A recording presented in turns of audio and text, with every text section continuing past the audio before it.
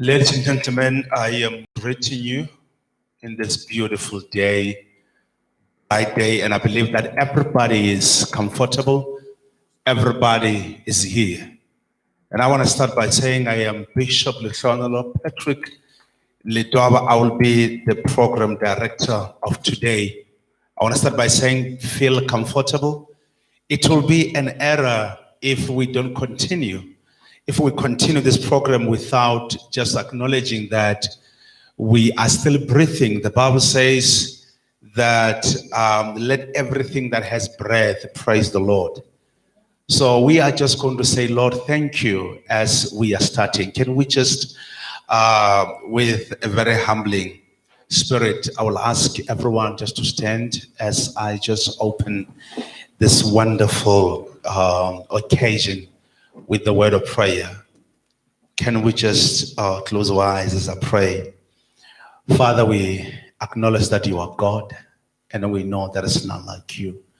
We are standing, we have arrived here today because of you. We thank you for your hand, and we thank you for your grace. Continue to be with us as we are starting this program. We are expecting good and out of this. In the name of Jesus, amen. Thank you so much. We can have a seat as we can see that time is against us. We are going to start right now. Well, I'll just ask a bit of music just for about 30 seconds as we prepare our welcome remarks and background and acknowledgement from our Dr. Matume Khanaga from Sanak Men Sector and Deputy Chairperson. We will have a song. I will ask our Honorable Doctor just to come with the welcome remarks.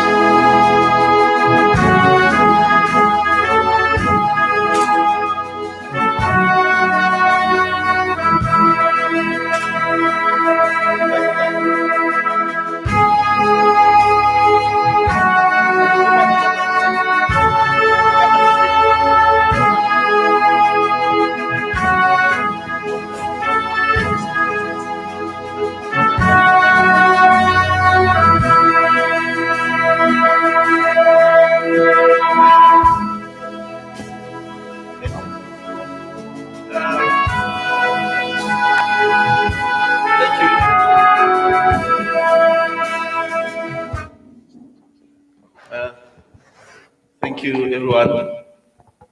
The song that was playing just now, for a second, I'm going home. You know the songs, so I know the feeling. Now I know the feeling.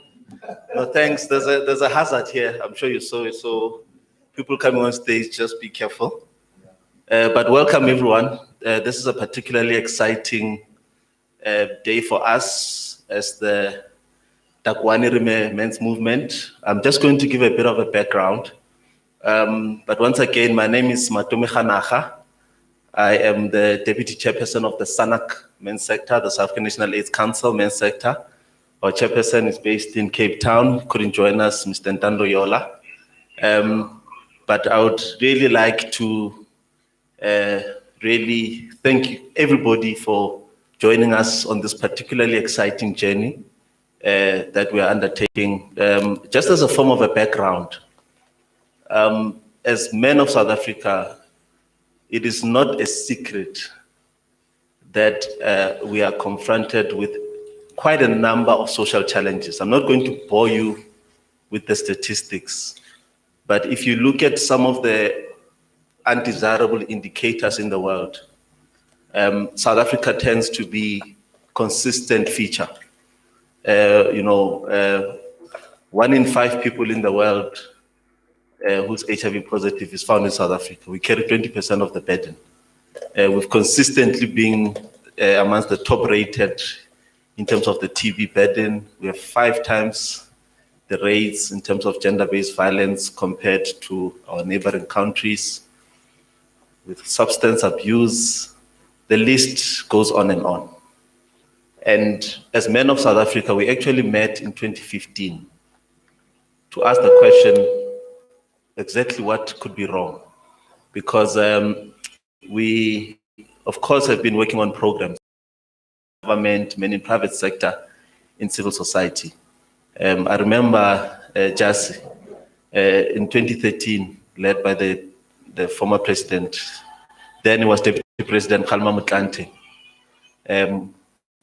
We called the president to Durban in Newtown, and there we signed a declaration, that was in 2013, to say we will eliminate violence against women and children. Guess what? In 2015, it was getting worse after we signed that declaration. The stats were showing that we were actually doing the opposite. So we had to really ask ourselves a very important and deep question to say, but something is fundamentally wrong. And one of the areas that we identified, and I'm relating this elaborate story to explain what Takuwani Riime stands for, was that we were working in silos for whatever the reasons. But this working in silos in our own corners, despite the efforts that we were putting in, it was not having the desirable impact. Not only in silos between sectors as government, private sector, and civil society, but even within sectors. DM, I'm sure you know that no one cares about your programs, whether it's Family Matters, whether it's YOLO, except colleagues in DSD. I'm sure if you go to constitutional development and you talk about YOLO, the people in that space may be confused what they're talking about.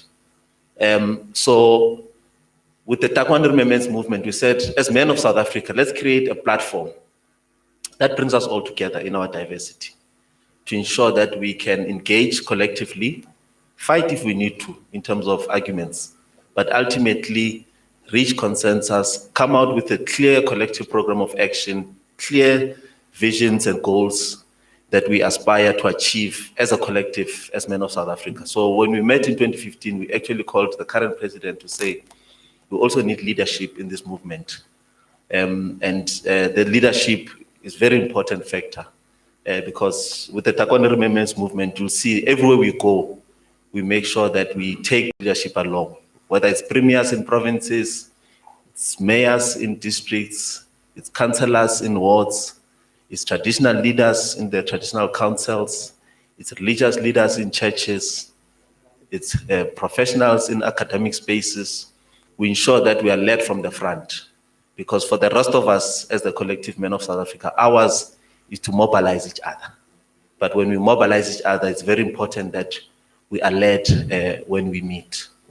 Now, the key program that brings us here and the excitement that I spoke about earlier is that we are taking our process. I know this is going to be expanded. I don't want to take away from other speakers, but as much as we are saying Takuwani Riime, let's stand together, which is a vendor expression, it's also important that we reach as many people as possible. with the message, with the values that we aspire. And the media space is a very important partner in this process. I know that in South Africa, we have a very deep culture of entertainment. You know that a lot of, especially about celebrity culture, very vibrant culture. We are always kept up to date. I'm sure those of you on social medias, every morning you check what is the story of today in terms of the celebrity world, which keeps us entertained. The other space, DM, before you laugh, is the political space. I think it's competing with the celebrity space. You know, we want to know who has fallen. We want to know who is the next rising star. We want to know the controversies. But if you look at our social issues, having touched on the burden that we face in South Africa, there's still a serious gap. I know there's been many media houses, our CEO from Salt City, some of the champions who boldly went into that space to bring some of the most serious social issues into the mainstream media, but also using an entertainment element. Because, one of the spaces is that people tend to say these things are boring. We don't want to hear about them. So it's a very difficult undertaking. I know Libaruti Libona, you've captured the media very nicely. You're also aiding entertainment, by the way. You're also entertainment. Sometimes it's getting into trouble, that entertainment. But within the social development space, it's absolutely critical that we really expand that platform to ensure that as we roll out our programs, because one of the flagship programs of the Takuwani Riime, it includes, just to mention a few, for instance, men's parliaments. And we've expanded it to include your traditional leaders' men's parliament. There's 882 traditional councils. We want to make sure, Bongani, that all those 882 traditional councils are covered, not only for archiving and documenting, but for engaging with South Africans to say, what are the traditional communities engaging? What are the issues that they're confronted with? What are their plans to resolve those issues? And how are they doing in terms of monitoring and evaluation, reporting, and taking accountability? In the 226 local municipalities, we'll also be rolling out men's parliaments. We want to make sure that all those men's parliaments are covered, but we want to make sure that we bring those men's parliament into mainstream media so that South Africans can also be influenced by some of the more progressive thoughts and programs that are being implemented. Programs of family. I know DM, you've got a family matters program.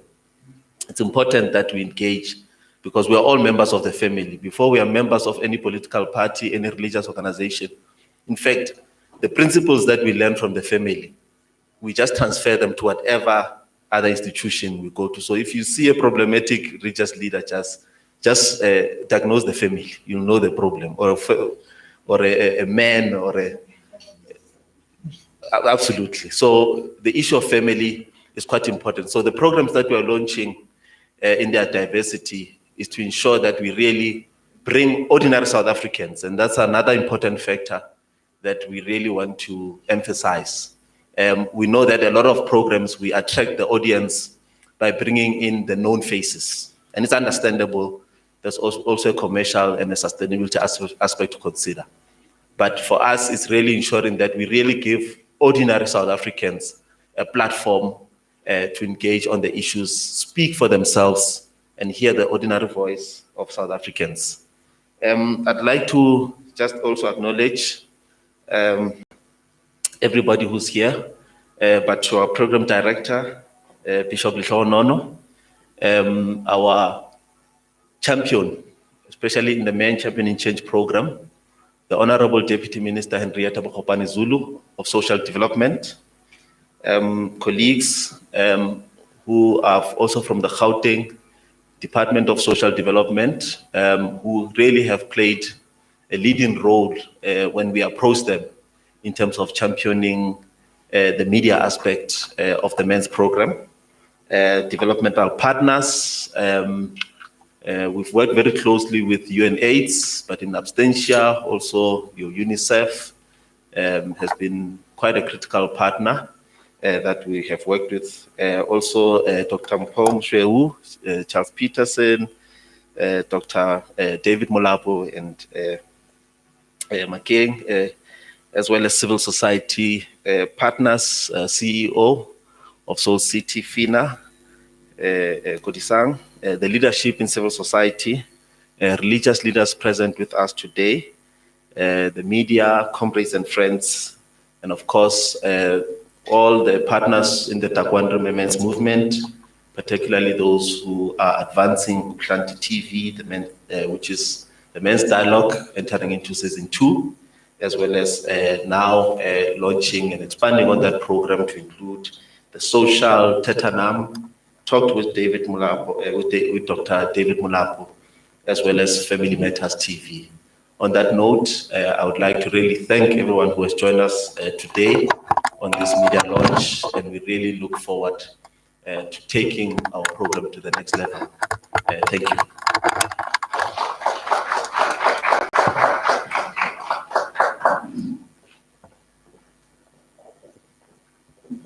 Can we just clap hands for the doctor? Can we just put our hands together? Just before we continue, those who want to know where the bathrooms are, because I know it can be so hard. You are sitting there, you don't know where the bathrooms are, and you're so much pressure. As you go out on your right is for our ladies, and on the left is for our men. And probably, I'm looking at us, nobody is looking like anybody here. Please confirm to them, tell them they're looking beautiful. Tell them they're looking handsome. Because some people, they never told you, are not sure how you look. Please just confirm to them. They want affirmation. Please tell them. Hey, behind the mask, you don't know, but just tell them they're beautiful. I'm telling you, it brings the confidence. We are continuing. We'll have the opening remarks right now by our doctor. One day somebody must become a doctor. It's like they're doctors here. Dr. Mpho Mosheu from Hope Healing Restoration Project. Ladies and gentlemen, can we put our hands together as we allow the doctor to come?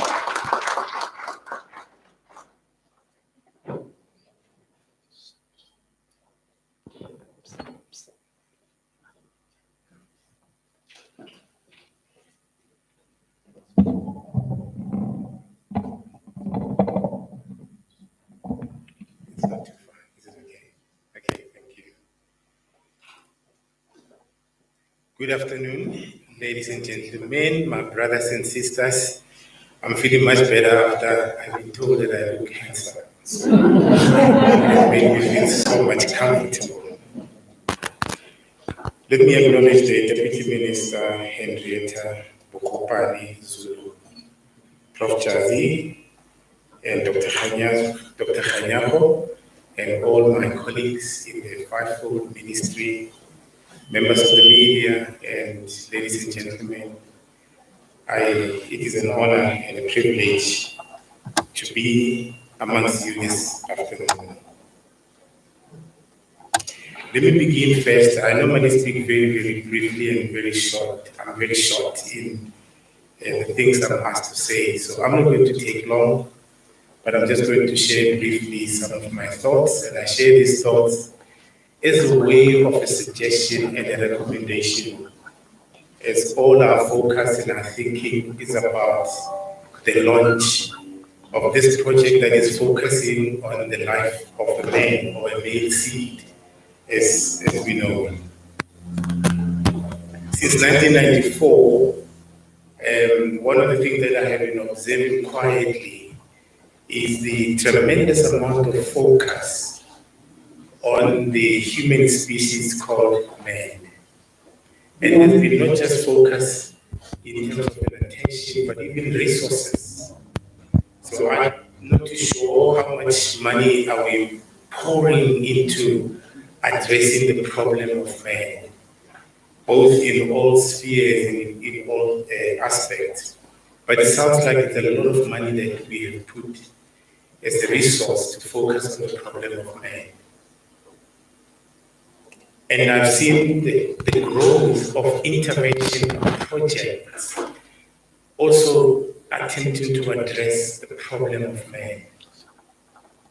And I'd like to begin, as I make suggestions and recommendations, by sharing with you a saying in my own language.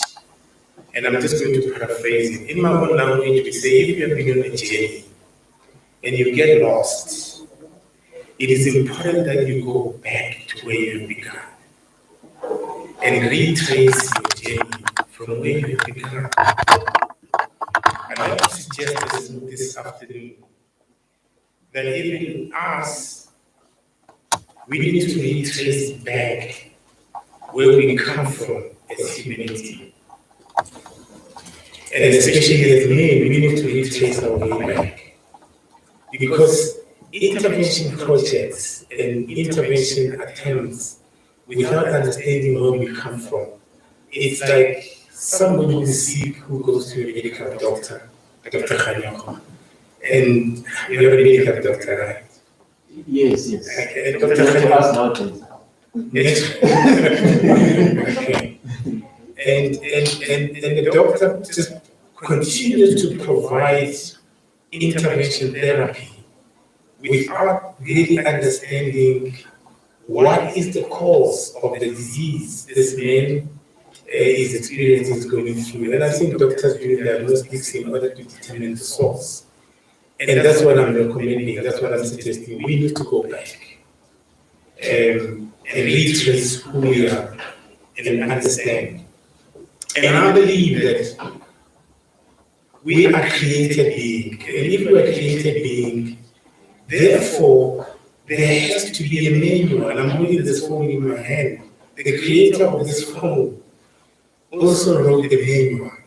So that if there's any problem pertaining to this phone, I can go back to the manual. The vehicles we are driving have manuals from the creators or the designers of those vehicles. So that if there's a problem, we can always go back, retrace. Why are we having this problem and why are we experiencing this problem? So is the problem of man.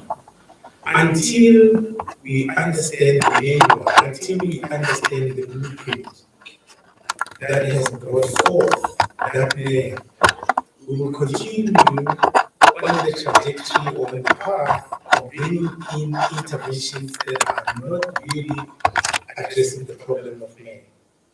And I'd like to suggest this afternoon that all of us as we're seated here, we are created beings. Whether we believe it or not, we are created by God.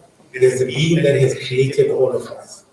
And when He created us, He did so within the prescribed of a manual. So we have a blueprint. It is time we go back and understand what was the blueprint and how do we begin to live and function within that blueprint. In that blueprint, there are 6 key things that I believe I'd like to leave with you this afternoon as I'm about to sit down. The first one is that we are made in the image of God. Men and women alike are made in the image of God. We're made in the image and the likeness of God.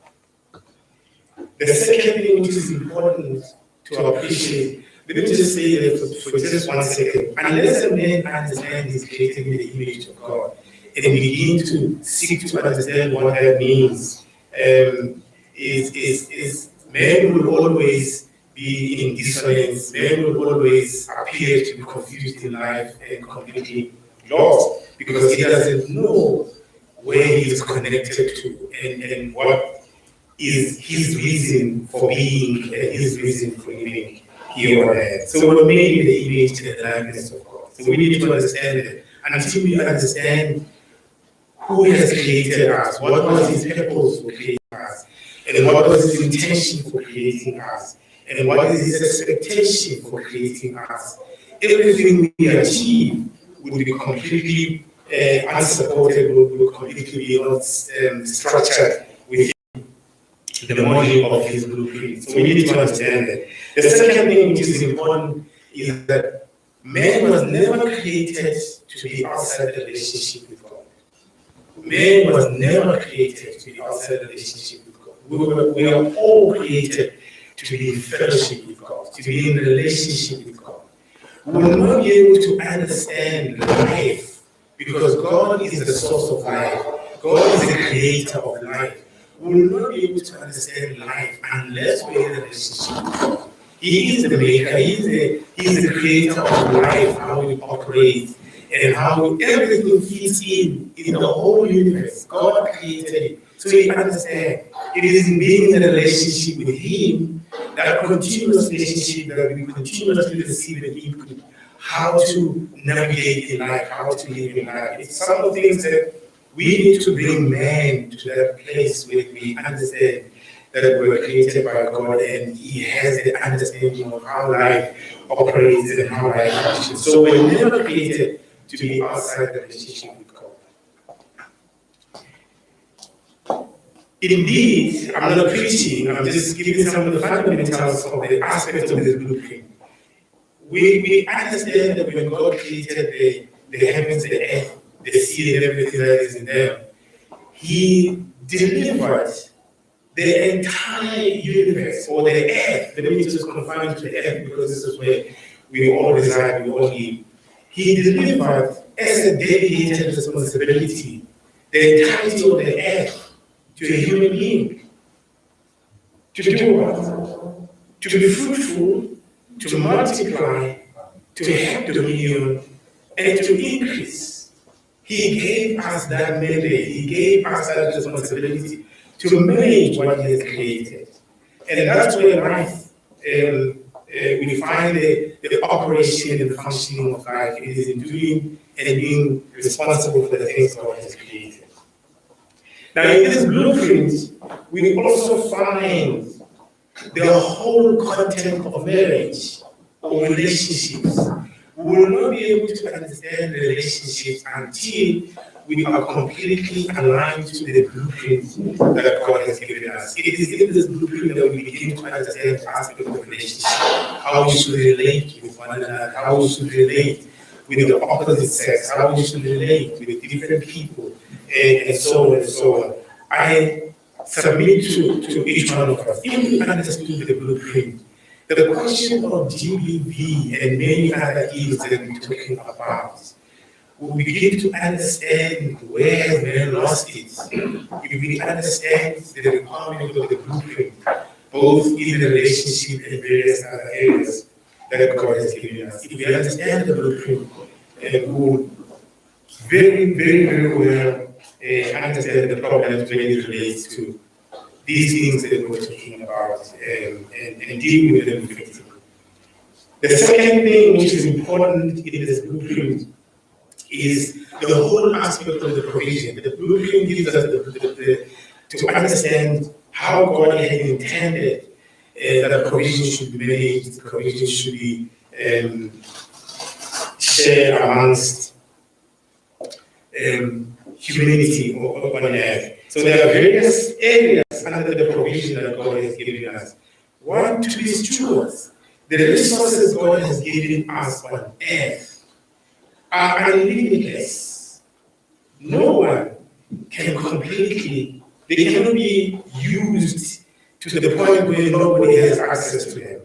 And the reason that all the ills, I want to suggest, all the ills that are confronting us, it is because we have failed to become stewards of the resources God has given us.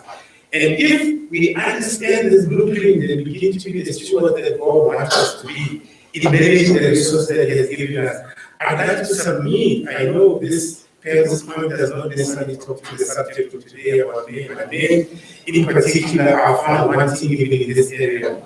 I'd like to submit that we will not have struggles around poverty levels that we experience today, whether it is in South Africa or in America or in Japan, wherever. We will not be experiencing the high levels of poverty that we're experiencing today because man, we have understood what it means to be a steward. So the blueprint releases to us the principle of being stewards, managing the resources that God has given us. That includes the economic structure, that includes the education structure, that includes the security, all the things we as human beings, and especially as men, have been struggling upon has been precisely because we have struggled in appreciating, in appropriating the blueprint. I'd like to leave these thoughts with you that until we go back and understand this blueprint, we will continue to make attempts and we will continue to make interventions that do not necessarily address the core and the real problem that we're facing. Thank you so much.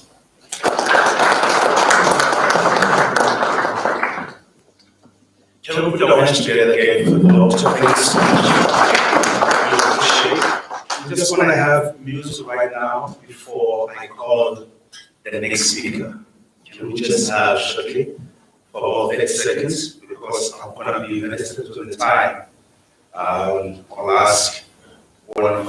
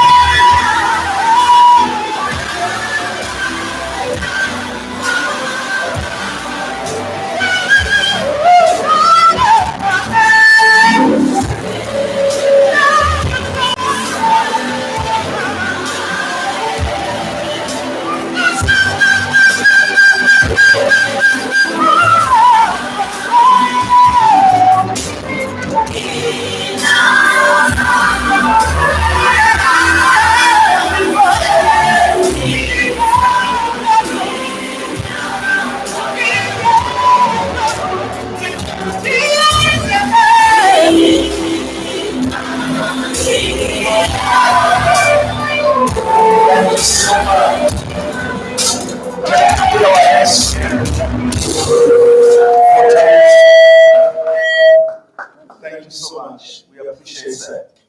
Can we just put our hands together again for Tamis? Now we are getting to the purpose of the day. I believe that everybody wants to know actually what is going on, why are we invited? Well, we will start with NASA CEO, Reverend Kanyisa Mutema. Can we just put our hands together as she's coming forward?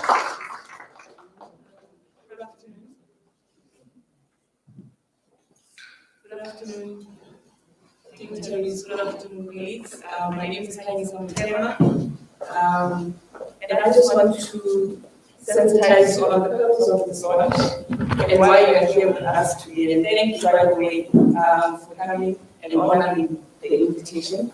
The purpose of today's launch is to sensitize communities on the programs that are under one roof production, the progress of those programs, and to look at how we can mobilize more key stakeholders and to get them to commit to the rollout and the implementation of the Riime dialogue.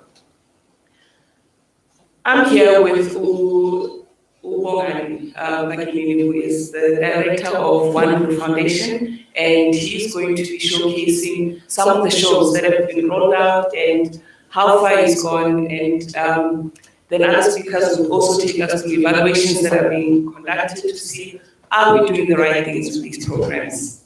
Okay.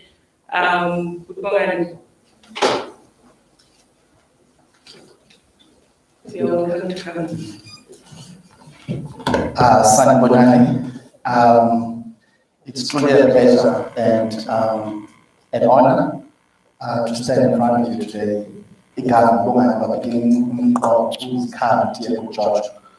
Basically, just here to show you what are we made of. And can you please play? Tingita izinto ezihlukahlukene siyayazi into okokuba le program idizayinwe for abantu ukuthi akwazi ukuthetha ngezinto eziwahluphayo nezinto zomphakathi. Kodwa namhlanje sithe makasihlale phansi nalabo esiye sithi sibacwase okanye babulawe kuba umuntu ethandana nomunye umuntu kwisilili esisodwa okanye abathandana befana. I don't think we appreciate enough what is concept. I think the problem with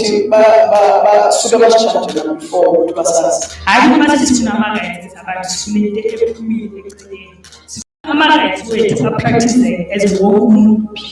We need to understand all those things because once we understand social media, ongathandi ongasifuni. Once you are dependent on financially, so when I go buy a control and buy against. Also, so God to we are supposed our wives to the Abuholi akufana nokukhona ngoba kunesandla ekutheni le shumbana ayintombi uma lento eseyenzile ngokwesilisa igcine senza ukuthi manje selimama ngasifuni kube nenkinga. Into eyenzakalayo uma ngabe ubaba esuka kwisithi yakhe yokuba ubaba kwenza ukuthi umama athi take over. Sifuna ukuxoxa ukuthi uhulumeni angabe senza le nto blanket approach ukuthi obani ukuthi asiye nje ukuthi usifani abasifani ukuthi udingo usifani ngoba le nto ukuthi abantu gender based violence bese kuba ngazathi ifuna because it's gender also impact of gender.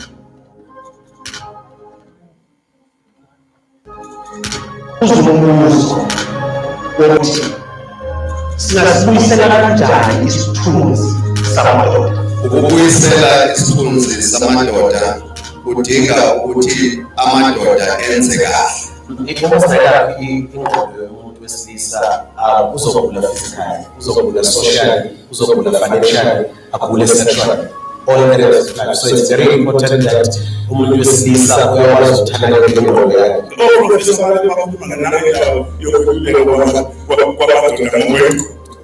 Lezo zinto zikhona abantu abazizama ngakubona zinqabile abantu abangani ngoba asinabalekile ukuthi impilo leyiya ngamaminzi ukuthi khona zinqabile. Sanibona ke bophela bakhe emakhaya yisona lesikhathi sohlela bakhona kakhulu ithetha naphezulu Wathetha nawo. Inkinga ye-condition enguyo. Mina ngidinga umuntu. thetha namuhlela lomphakathi lasiqhubeka ngokwesakhe isizwe ngokubambisana. Tathandana is about vision. Tathandana is about building societies. I would like to thank Takuwani for giving me an opportunity to live a better life. You know, Tina, we encourage each and every one of you to help as much as you can. Yes, mami, igama lami Siphiwe Mahatsela, nokuthi Owusave Mahatsela, osisiphayo ngobhenyawo ngicela isizwe ukuthi nithole lesihambo. Mina into engiyiphelayo ngidinga umuntu Angiyithembisi izulu lomhlaba kodwa ukuthembisa kona ukuthi angeke kuze kwenzeke ucele ungafumani. Takuwani is about vision. Takuwani is about building societies. Takuwani is about Ubuntu. I just want to thank Takuwani for giving me an opportunity to develop a better life. Ngicela ukuthanda ukuba angincedele kakhulu ehlala elalini amukele indlu. Ekunehlala beki amabele imbango abezi yani takulaleki kakhulu. Asinayo choice but to build a whole program. Ukwenzela ukuthi uhlala kuthanda kakhulu ngithanda umuntu khona othanda ukuthi ukuthi yesibili ikhaya lebizo.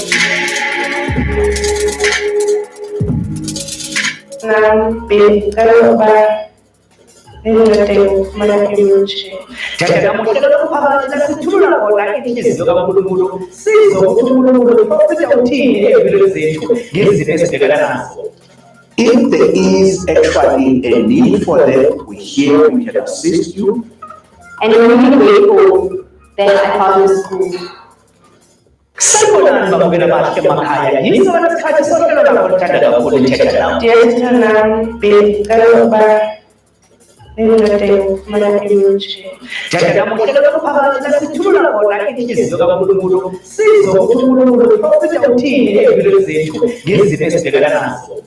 If there is actually a need for them, we're here, we can assist you. And I'm really grateful that I found this school. Simply because when I saw the people, the young children at Massiville Primary School not having shoes. Imagine you are going to school, you are not having shoes, you are not having uniform. You even feel like you God does not love you. And that feeling touched me.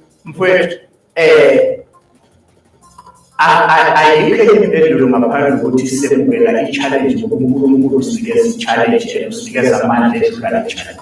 Indeed, when it rains, it pours. Namhlanje ngesijabulela kakhulu ukuthi sifike lapha esikoleni sizoletha lezi zicathulo ezizokwenza ushintsho empilweni yalabantwana, not for today or tomorrow, but impilo yabo yonke lolu suku angeke baze balikhohlwa ngoba sibanikeze isipho ebehluleka ukuthi bambulele uNkulunkulu ukuthi nembala uyafika bambulele namhlanje bamotivate sasiyabuya phezulu problem ebebengazange bayikhulume but uNkulunkulu rescue them through Bishopu ubaba umthetho we-HI siyabonga.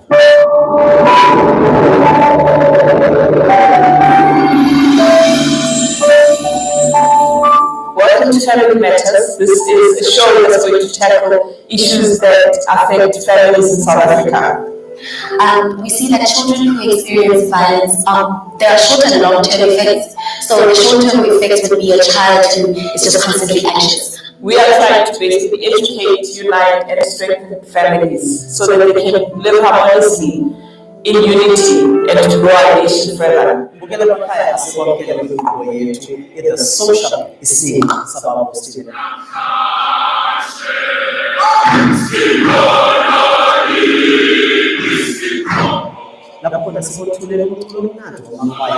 are going to be showcasing female voices, male voices. Then we go over to tribal choirs.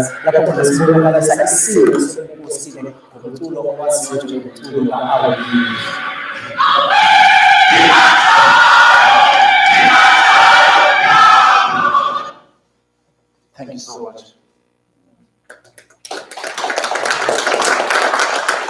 Well, maybe you might ask, what inspires all these that you are seeing on the screen?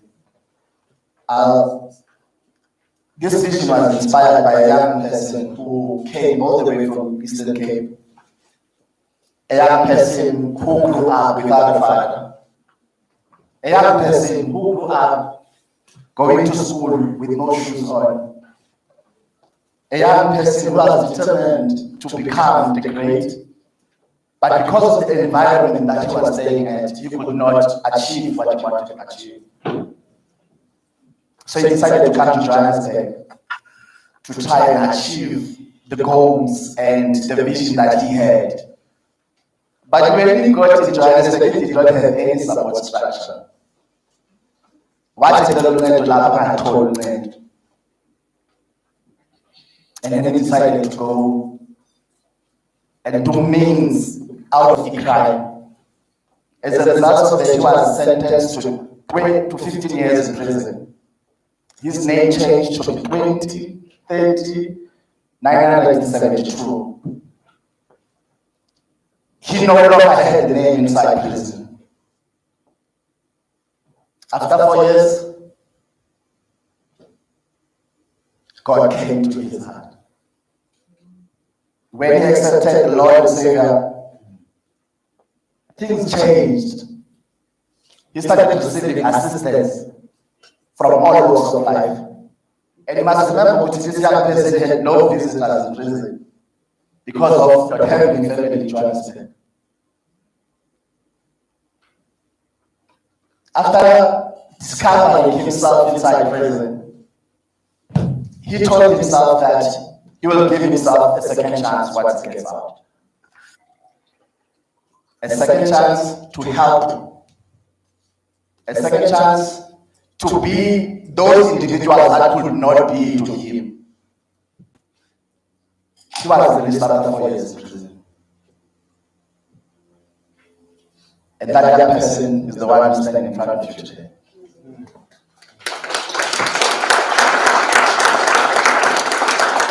I decided to do all these because I was answering questions that I had before. Why did you kunomakhelwane onemali but akakwazi ukuthenga izicathulo?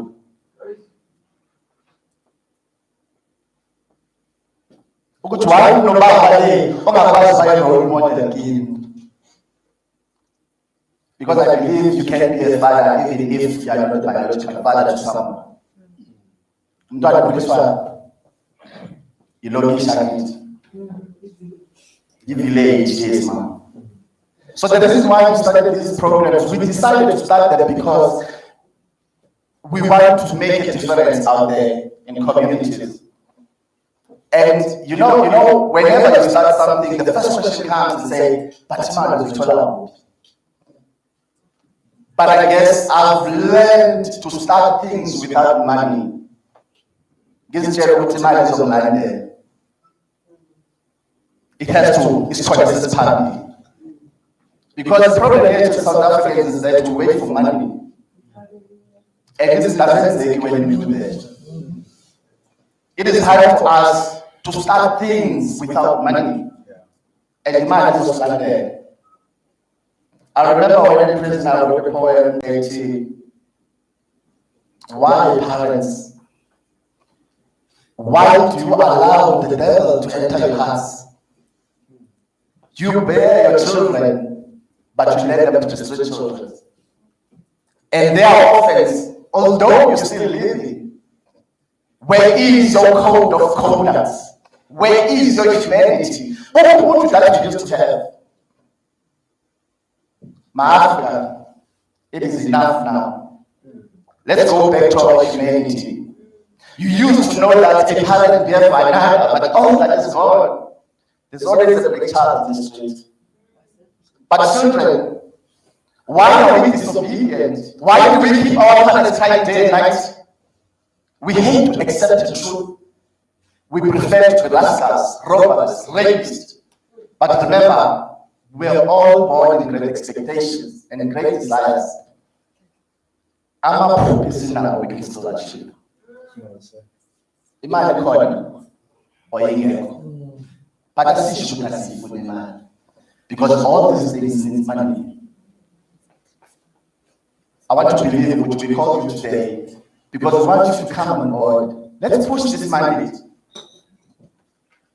As far as the end of the one,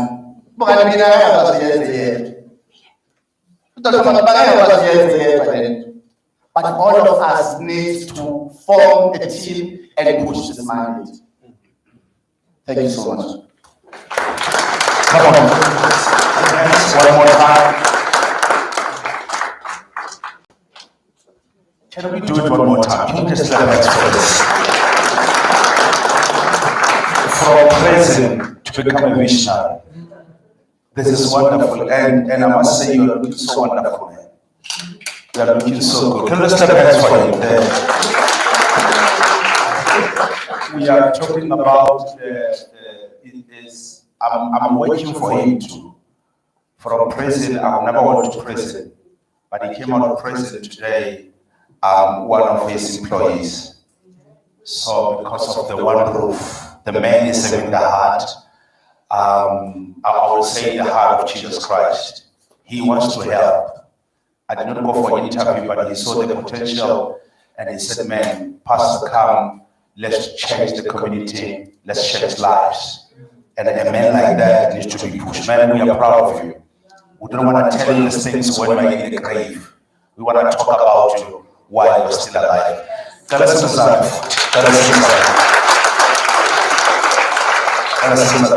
just want to continue because of time.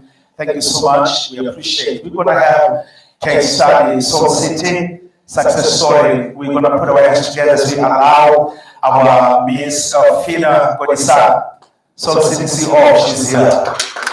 You want to come? Thank you. And my presentation is this slide. I'll try to be fast. But Soul City, when you talk about it, we take forever.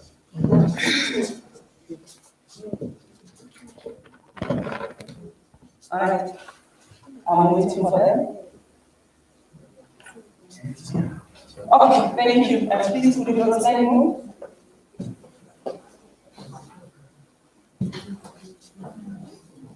Slideshow. So, again, my name is Sina Kodisa, and thank you for this opportunity. I think it's great when you are asked to come and share the journey that your organization has been through. And I think Soul City is one of those proud South African organizations, and our story is genuine because it represents who we are as a people. It doesn't talk about people that you don't see every day. So this is one of the communities that we do work in, and because of the work of Soul City, they decided to name the community after Soul City. But also it's testament to the people that we target. You can see, I'm sure you can see poverty here written somewhere. You know, that's the environment we're working. So next slide. So I decided to take you through a journey as chapters, because we've had different Soul Cities. You know, we are one Soul City, but we've had different chapters as an organization. A lot of people still remember, I call it a Red Cross, but it was a bandage. You know, it was supposed to be a bandage. That's where we started, and the organization was born in 1992. So you can imagine, it's now a young person who's almost an adult, you know, who's going into adulthood. So that's the journey that started in 1992. And at the dawn of democracy in our country, our first TV show went on air. And the day was the 17th of August at 6:30. So we captured everything within the starting time. So that it's like when a child is born, right? They record what doctor was born on this day at this time. And it's important for us because it's our identity. We want to have that proper identity. So at the time it was CCB, and now it's SABC1. And we've been, I think, among the long-running time TV dramas. You know, children grew up watching Soul City. I'm one of those people who grew up watching Soul City. And some of the programs that were on TV ended up being on the ground. And Soul Buddies is one of those. And we still have Soul Buddies today.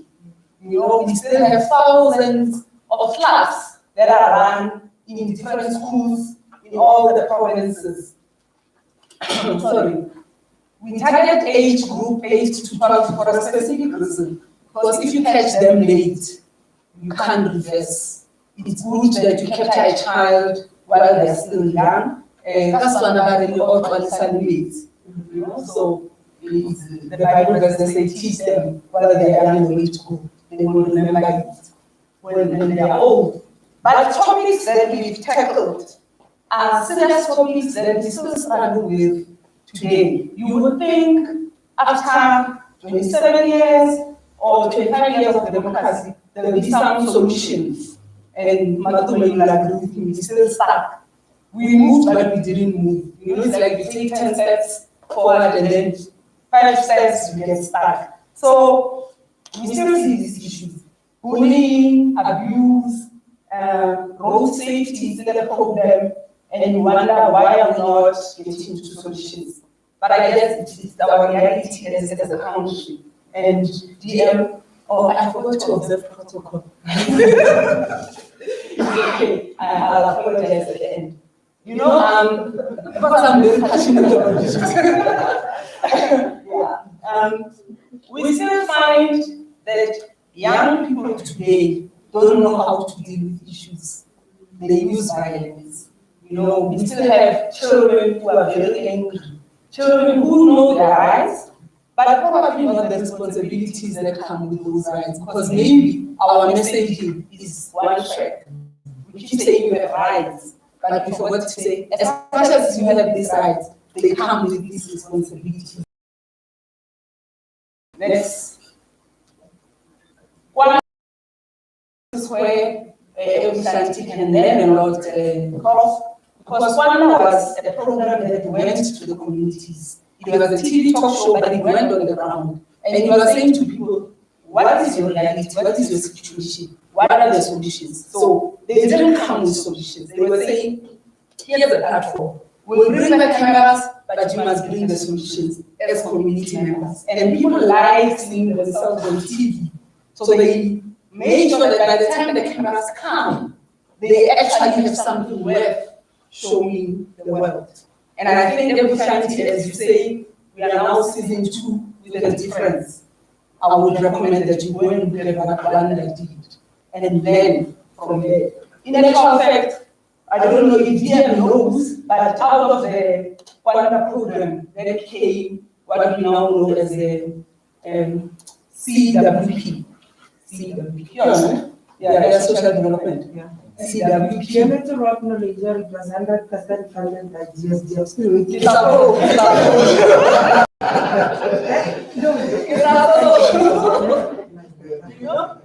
And I wanted to talk about the successes first, and then I'll say, oh, by the way, the people who use was okay. But the CWP, as you know it today, was birthed out of the Wanda program because again, you need to go to the people and empower them to be their own solutions. We also ran the One Love campaign since 2009, and it was a regional campaign. We tackled another big problem, which was the Kuzawise campaign. So you will see that these issues that we tackle today have always been there, and solutions have been there. There have been successes. They are DM. So in partnership with the Department of Social Development, produced one that talk. So everything that was an idea, so City used TV as a tool to put that message across. And that's a powerful media. If you know how to capture people through TV, then you have won. But the problem with TV today, Matuli, you touched on it, than tackling the real issues. We fail to use the platform correctly. So probably a lot of the people who challenge everything, if they move more towards entertainment and not really tackling issues. Next slide. I won't bore you with this, but this was just to show the impact. You know, at the time of HIV, when it was still starting and programs were trying to bring education at the forefront. And the success stories that we can share is how we managed to reduce infections, how we managed to get people to take their life serious and try to take make better choices for their lives, use condoms, you know, reduce multiple partners, and also make sure that they go test for HIV, and when they are tested positive, then they go on treatment. We've done those things. Now we enter into chapter 2, and this is when we realize that the girl child is in trouble, because she's the most vulnerable to HIV, she's the most vulnerable to social issues. Then we decided that as an organization, rather than just push social behavior change communication, let's bring an element of social justice into the issue. Meaning, we don't want just to give you messages, but we want to challenge those in power to take their roles serious. And that's when we brought in social justice. We started what was called Rise Young Women's Clubs as a movement, and we made sure that we give young people information and empower them. They know what their rights are, how to claim them, but also how to challenge the powers that we just wanted to show that whatever that we do is not in isolation. We understand the bigger agenda. We understand, the strategic plans that are in place and how we can align. So all the work that we do aligns to the national strategic plans, but also the development goals. And then chapter 3 is where we are. So I'm leading chapter 3 of the institute. And this is where we are now saying we are an intersectional feminist organization. And again, we're taking the agenda forward because we realize that part of the problem is patriarchy. And the only way you can deal with patriarchy is to dismantle it. You can't be in a love relationship with patriarchy. You must hate it with a passion. And when you hate it with a passion, you will do whatever is in your power to dismantle it. So last year, we had, I think, one of its kind, a talk show called The Feminist Thing. And there we were taking real issues that women face. We were talking, how do we then dismantle patriarchy? We introduced feminist technology. There's an app that we use called Safety Pin, and there's another one called Hello Rainbow. These are tools that we put in women's hands to say, as much as we can't reach everyone, but if you have access to these tools, you are able to be part of the solution, because when you will log your issue on the app, you will pick it up on the other side and do something about it. Can you click on that YouTube link? I hope it plays. I wanted to take you through a journey that Soul City has been on in terms of gender-based violence. Click on the link.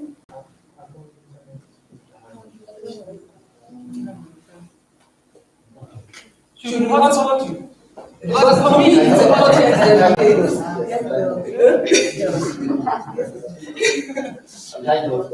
I cannot hotspot. Because it's important. This journey has been there, and I wanted to evoke some emotion with showing you that because if we don't, remember the journey that all of us are on, we will forget that we need to be part of the solution.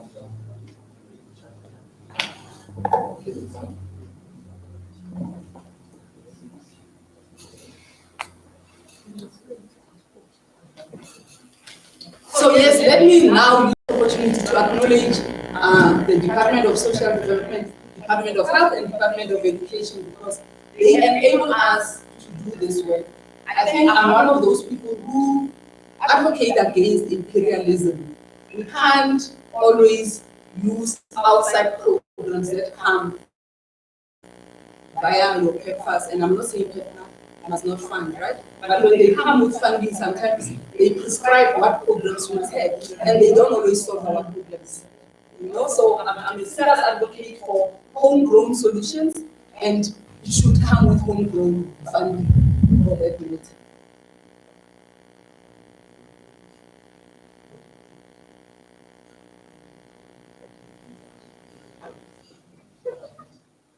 So Liam, if you still have funding, we can talk. We have more programs that we can do.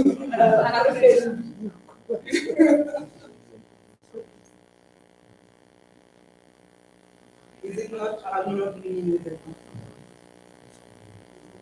If we are not winning, it's fine. But I was going to show you the story of Matlakala. If you remember the story of Matlakala, Patricia was playing Takuwani in the story. And he was a very abusive man, you know, and was making sure that his wife knows the power. But there was a conversation he was having with his boy child that I wanted, because of the space we are in, to say these conversations are still happening in homes, where fathers sit down their boys and say, you know, you are the man of the house. You know, your woman must respect you. And the only way your woman can respect you is if you and that's how they know that you are in charge. And those are still happening in the homes, in spaces where you and I are not there.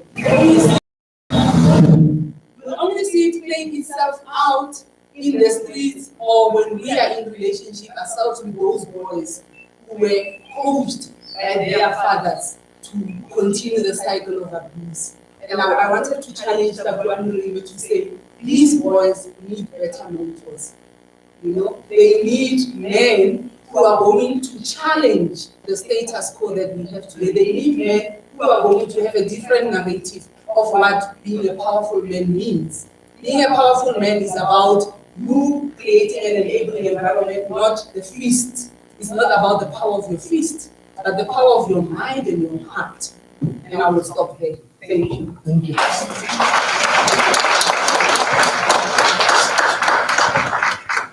Can we clap hands one more time?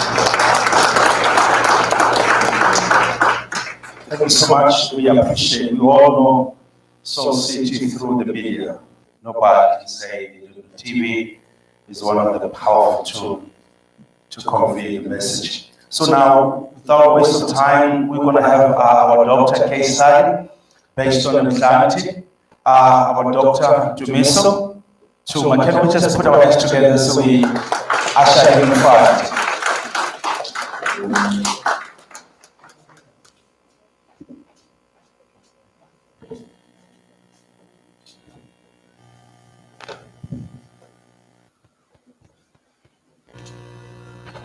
I must say thanks a lot for this opportunity to come and make this presentation. I think it's really an honor to stand in front of everyone, including our mama and all the dignitaries around this place. I must say that these are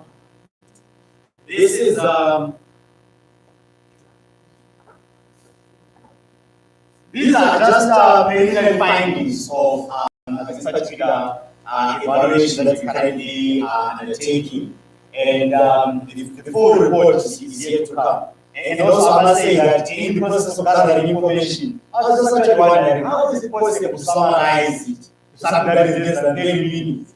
You know, it was a long struggle to come up with the key points that are coming out from this particular study, particularly at a stage where you are still gathering more information, and there's a lot of evidence from the communities.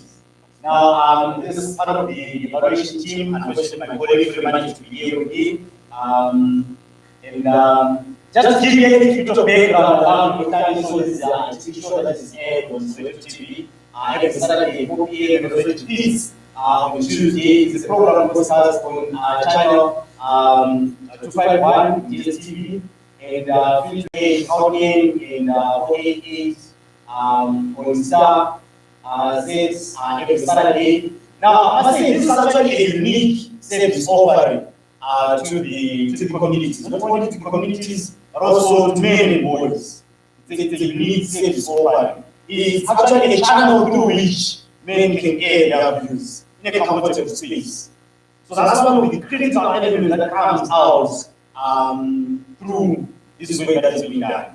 Not only do you get to see it from a part of the TV side, but there's a lot of grassroots work that happens on the ground, which gets men to begin to engage. From the time when they are told that there will be a show that is taking place on this day, to the time actually when the show happens, and post that actually shooting of the show, there's a lot of great work that goes into that. And then the main purpose of the show is to find the root cause and solutions to such challenges. Some of the challenges that affect men is quick living. it could be femicide, it could be actually many issues that are affecting them, maybe something to do with potency, something to do with young health and well-being. It serves as an opportunity to actually engage.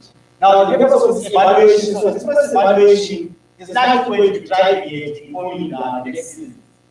Season 2, and then from there, it's also going to be gathering some of the best practices and key lessons learned, basically from the previous work that has been done, the previous seasons that have been undertaken, but also looking at what society has just presented. There's a lot of learning that are going to come out from here. And then also going to talk about some of the gains and challenges and some of the recommendations. In terms of methodology, like I said, this is a study that is currently underway, and it's looking at it's adopting a mixed method approach, which is looking at more quantitative and quantitative data. We have both links that are presently being circulated amongst people that have participated in the climate programs, and also people that are currently actively involved in some of the program activities that relate to the shooting. And then we're also going to be mixing that with the, so we're going to be mixing our quantitative and quantitative data, and then we're going to try and build that data to come out with the final findings. And then that will be used to generate the final report. Just to give you a picture around program reach. So generally, this gives a general picture in terms of what age groups are we talking about. From 10 to 17, it's around 10%, 18 to 24, and then 25 to 34 to 25%, around 35 to 44, the ranges of 80%. So the greater percentage of people, it's largely the young adults and also the teenagers that are actively involved. And the good part about this program is that it's reaching out to men.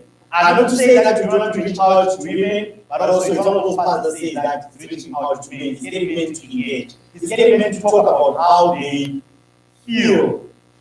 Now, in most cases, men are known to talk about what they think and money and all that. But it's getting men to talk about the other side, to say how do they feel, what do they think about the kind of situation that they are in. And we're looking at a viewership that is in excess of 600,000.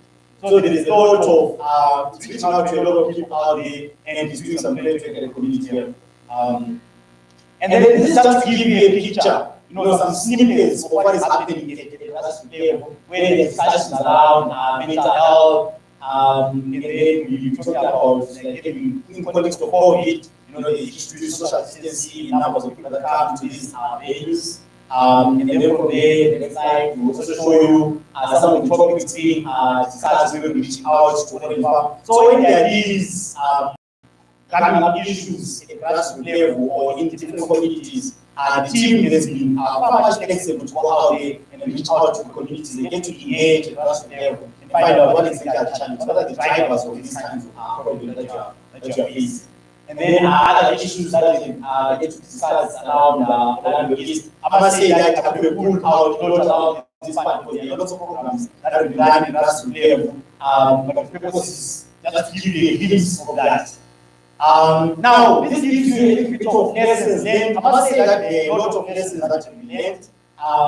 But one of those that stand out is around societal crisis and create opportunities for dialogue. Now, here we're talking particularly in the context of COVID. Now, I must say that this is created an opportunity for men to engage, or for men to talk, and for us to actually have a platform through which we can engage some of these men about challenges that they are facing. And also, this on its own provides a private space that allows for us to engage as men and have dialogues. And also it provides an opportunity for men to share experiences. So you find that in these groupings, we've got adults, we've got middle-aged guys, we've got young men, openly engaging around the work challenges that they are facing and how they manage to circumvent those particular challenges. And this is coming out strongly during the evaluation sessions to say that we've learned a lot from. And then they go into an extent of saying that we've learned a lot from Obama, so we've learned a lot from because of these kinds of engagement. So there is some positive influence that is coming out as a result of these kinds of engagement. And then also, there is an aspect to it as well, the strategic alliance at the grassroots level. This is a great initiative that is built strategic alliance, particularly with organizations that are implementing main programs. or programs that are targeted at men and boys. So there has been that kind of linkage in terms of like organization and getting people to open up about discuss around many issues. And also it is promoted activities that go beyond education and individual change. So issues to do with mentorship, issues to do with financial opportunities, employment opportunities, they come as a result of this kind of initiative. And other parties around TV and social media, I think previous speakers have also spoken about the aspects to do with it creates an opportunity for people to engage now much more openly and information is easily accessible.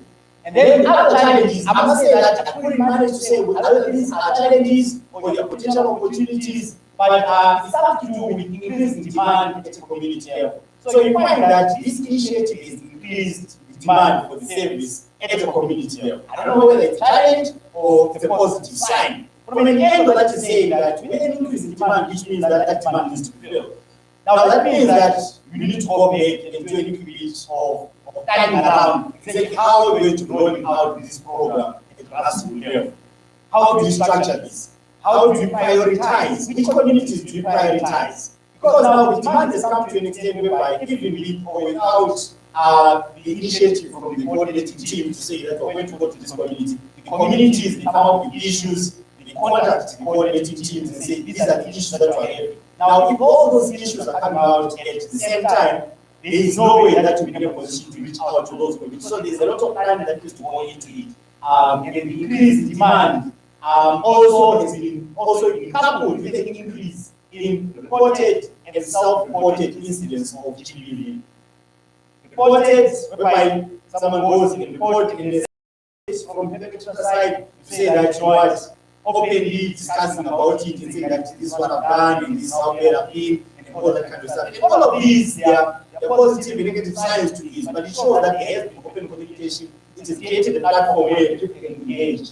And also, one of the challenges around successful referrals, to say successful referrals still pose a challenge, which means in terms of programming, in terms of collaboration, we need to look at how best we net on the people that have come out open, how best we assist people at the grassroots level to resolve these issues. And then also the reluctance of men to open up. Now, in as much as this program is being rolled out, there is still a challenge around men opening up and talking openly about some of the challenges that they are facing. And of course, we cannot go without talking about the COVID-19 pandemic and all the restrictions that come with it.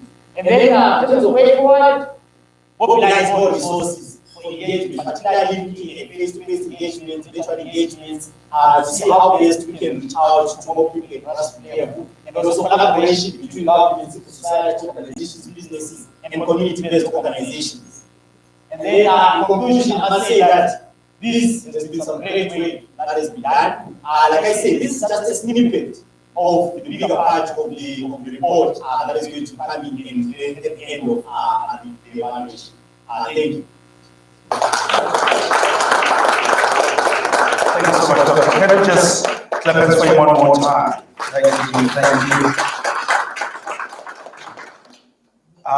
Like I said, I believe that where we are right now, probably somebody's thinking that some white rich person is owning this place.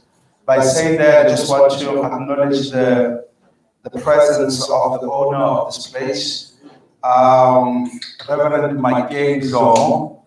Mom Zomo, can you please just stand? Can we just acknowledge her?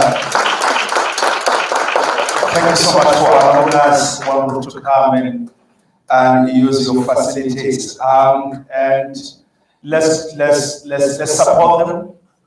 Let's be here. The good thing is owned by our own, our lake. So now we are going to prepare now because the DM is about to come in. It's okay. We are going to fix chairs because just after she has spoken, we're going to just have a show that will be televised. So we're going to have our artist Utabiso to give us a song as we prepare for our DM. Can we have a song, sir? I'm sitting here, I'm thinking, just a minute.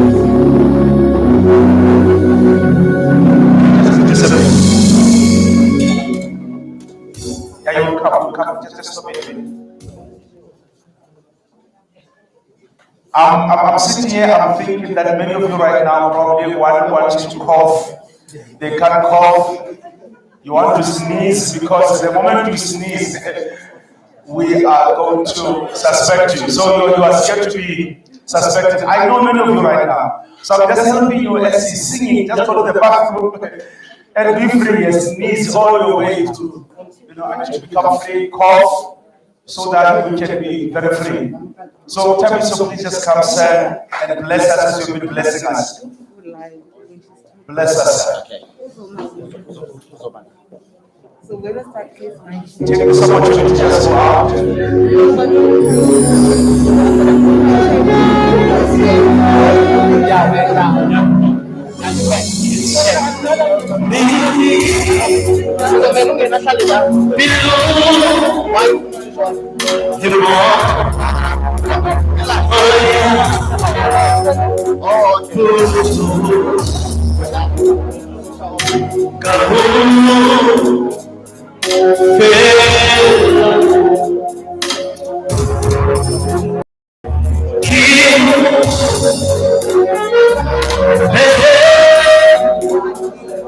We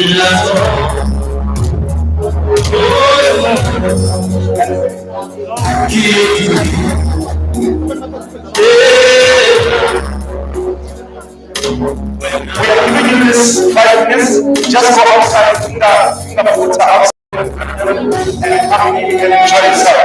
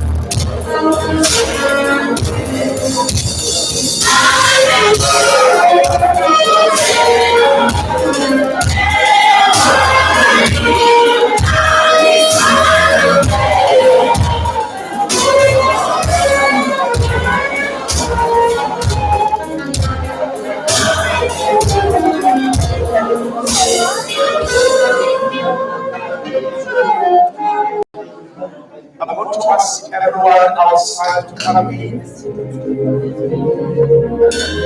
very much important. I'm going to ask everybody 30 seconds.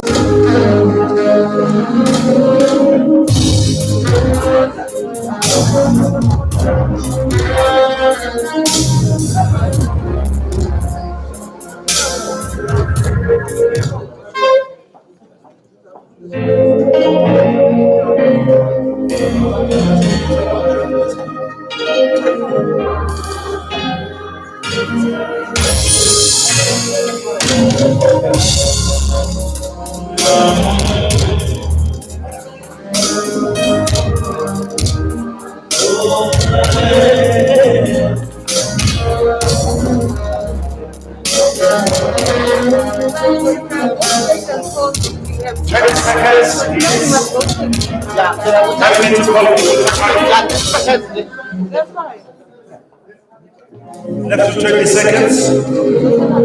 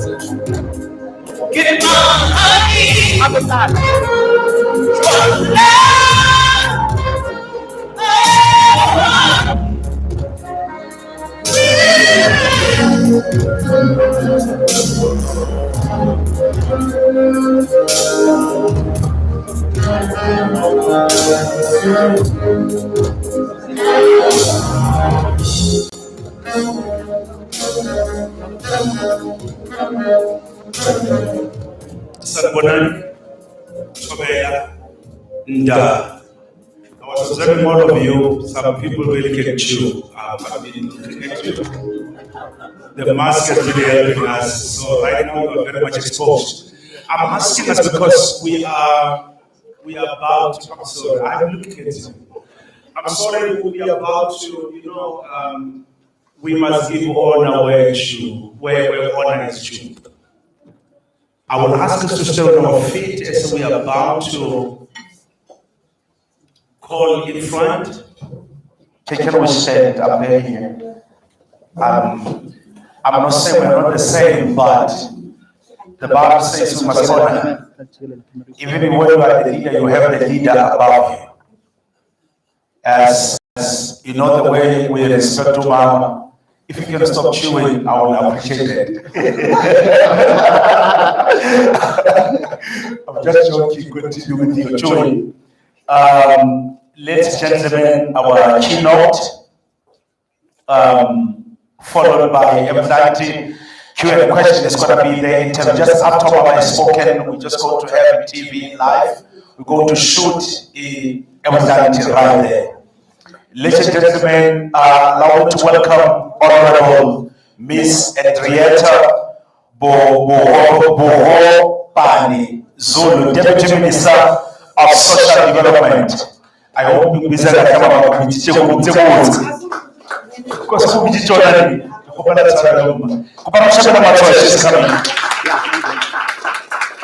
We are always man.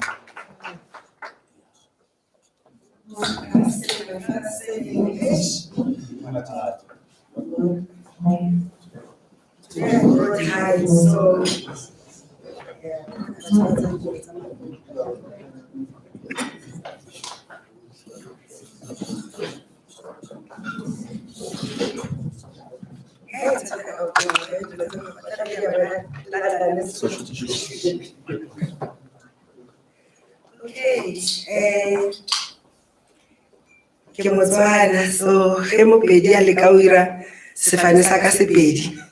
That's why I palla go se bala. Ke Bogopane.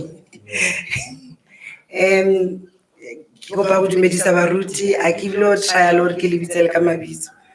Ba nrutile gore ko kerekeng tshwantse no re fela ke dumedisa baruti ka ditulo tsa bona le ka go farologana. Ke re go na le hierarchy le ko kerekeng. So ke acknowledge hierarchy ya ko kerekeng, ke acknowledge rooftop, ke acknowledge leadership ya bontate, ke acknowledge bomme ba leng teng go tlo felegetsa discussion ya bontate, and ke acknowledge everyone in the go tswa ka di organizations tsa rona, ke acknowledge le production company, wow, and team Deputy Minister le team DSD. Since ke ba acknowledge, otherwise ke tla jewa tiro ba gaetso. I was listening to the Soul City presentation and I was looking at myself. I was like, yo, Miguel, you've been around, eh? Oh, you were once researcher at Soul City. And I remember how many episodes one wrote, and the research one did, and I still believe the first logo of Soul City outlives all the others. Our fellow were looking for city, Soul City, Chevalidi Pizza Nedi. When that song comes up, everything stops. You know, it's a show, Tapisangwana early, on time, everything, and I Tomapina Ew. And that will always be the signature song. No matter how many times Soul City can change itself, that song and that first logo will always be Soul City. So, Kiki signature logo ya thing. I remember hours I used to spend with Soul City. Libo, Sharon, and the whole crew discussing one thing after the other. No, this episode, and no, it can't be this phase. And we look back today, we're like, wow, Miguel, you really have been around. I don't want to lie. I don't watch TV. So, not even the news. I think when I went into news block out, I kind of blocked out the whole screen. So I get to pretend I've seen the shows. Go out to theater, I'm like, eh?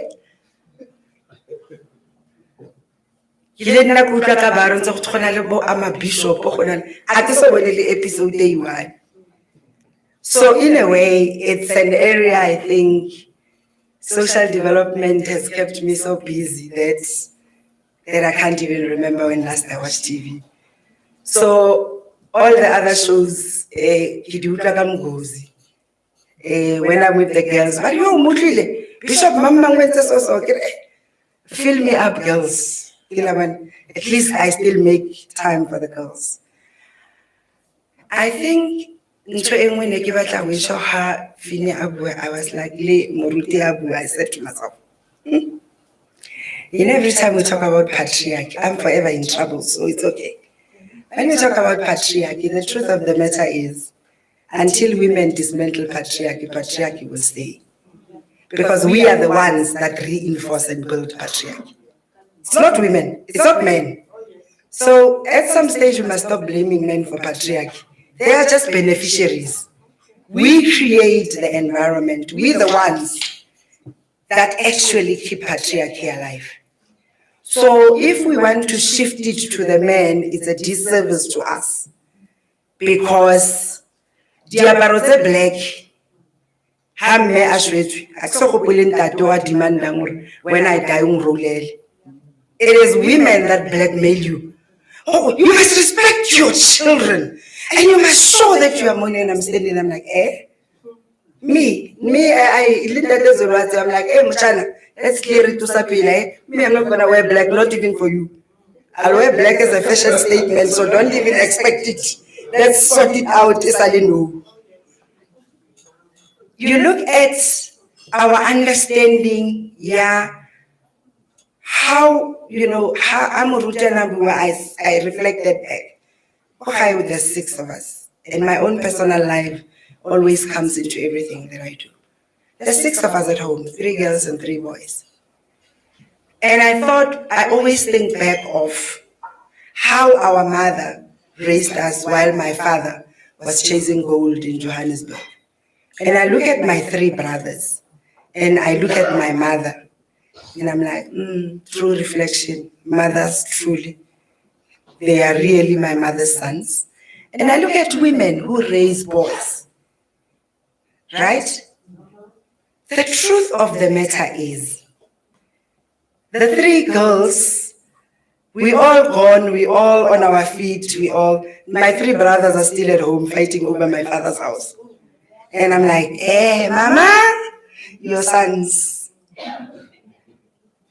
So,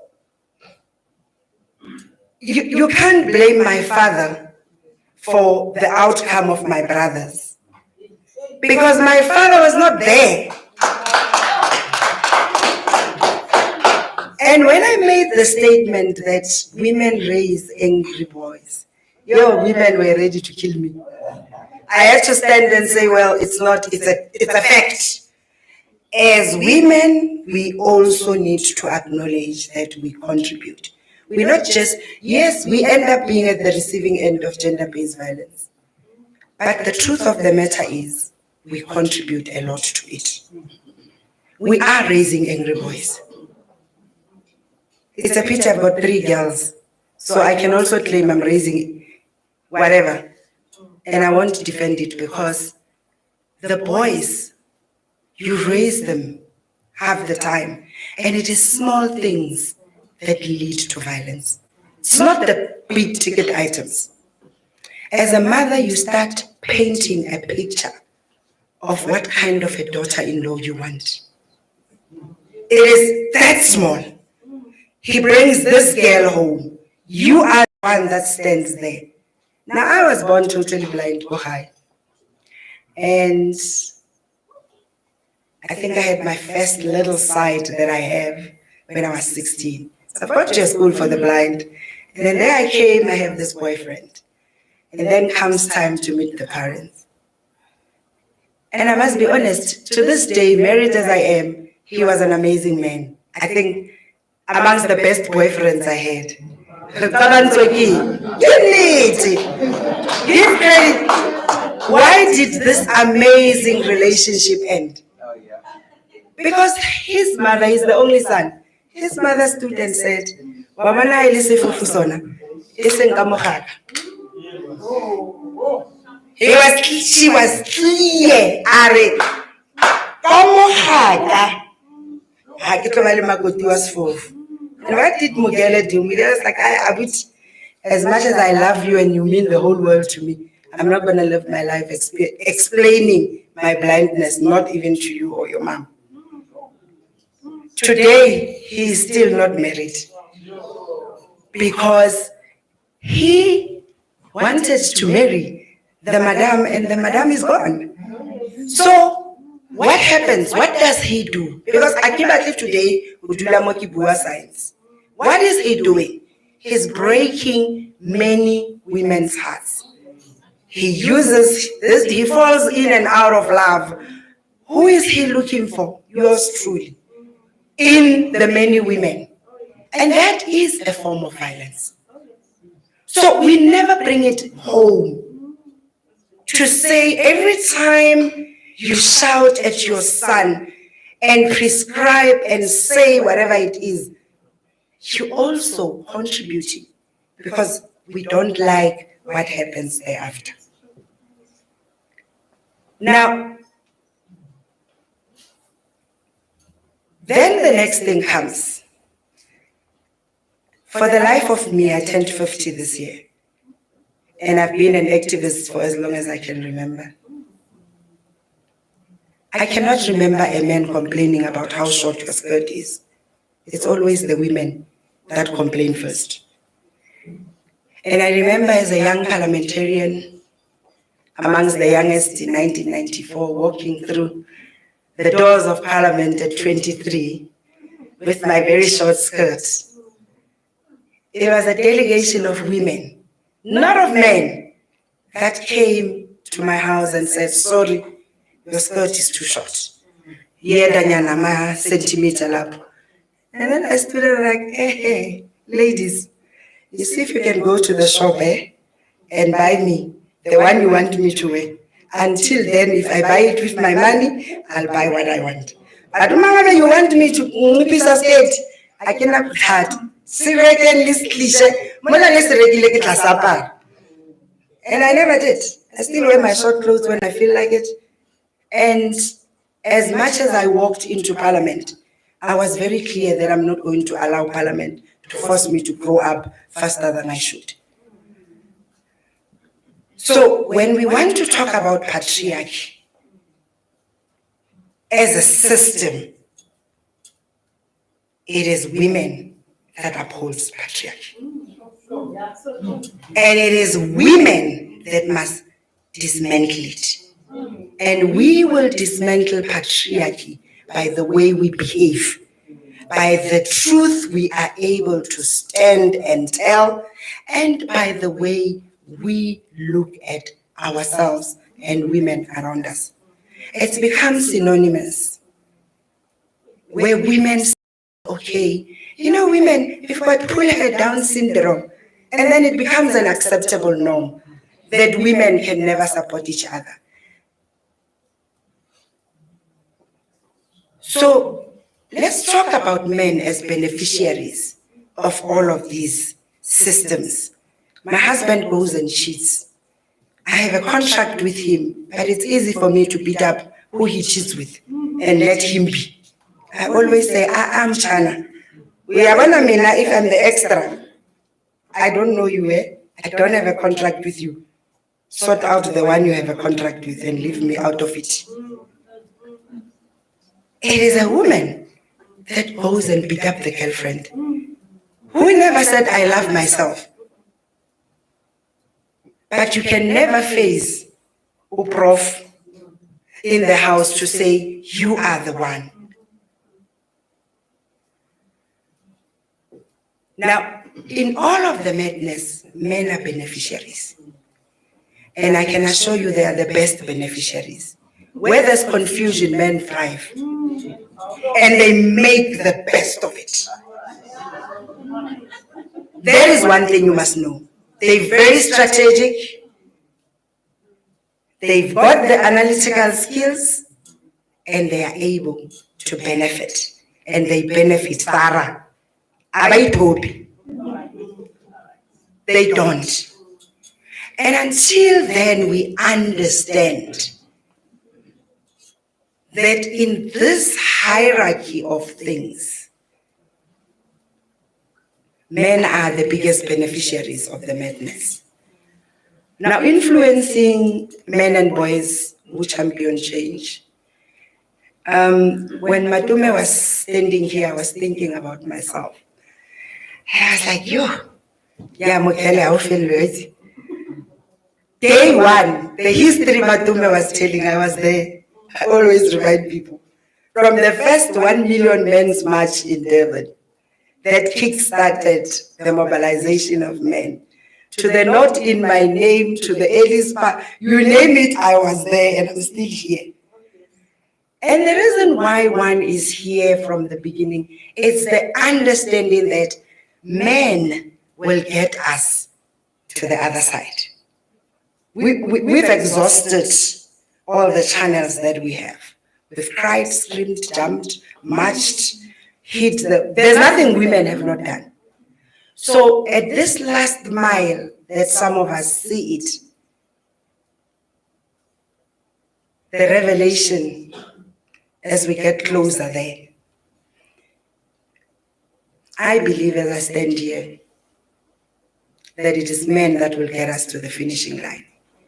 Therefore, the investment in men and boys, not only for gender-based violence or femicide, it is men that will get us to 0 new HIV infections. Women can't. We make our contribution by making sure we are tested, by making sure we take our ARVs, but men test by proxy. But in the clinic, I sharp. I say right.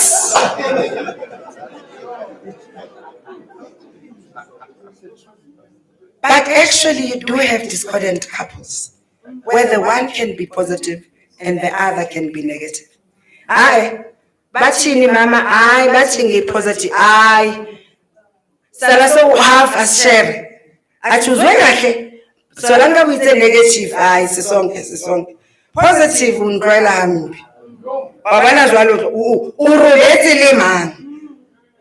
so you must, and that's where the stigma is. But it is men that will get us to the 0 new HIV infections. The AIDS-free South Africa we dream about in the National Development Plan by 2030, it is men that will deliver us there, not women. Women are already contributing in terms of ensuring that mother-to-child transmission doesn't happen. But highly concurrent partners, you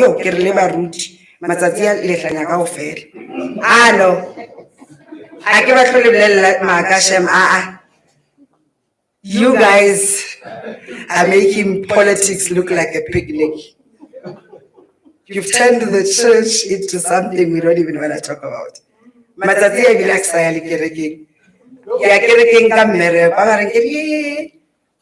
God said, where 3 or 2 are gathered, there's 3 daughters plus me. Christ is there. We'll worship here in our lounge.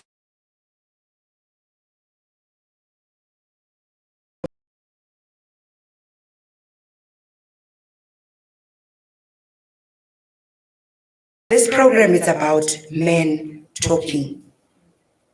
And I think I want to stress this. It's about men talking. We start there. Men talking. Men talk, but they know how to talk nonsense, eh? They spend time talking about the chicken,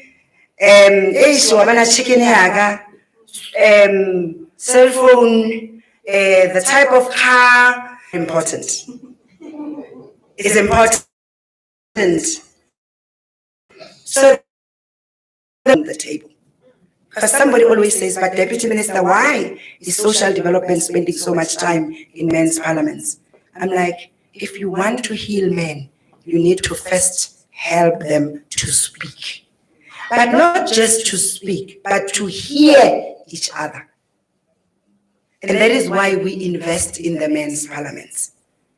Because when men start talking and having proper conversations about real things, trust me and ask the one person. I sit from the beginning to the end of each and every men's parliament. And I can tell you, those discussions are not easy. It's hard for men to be forced to talk about the real things.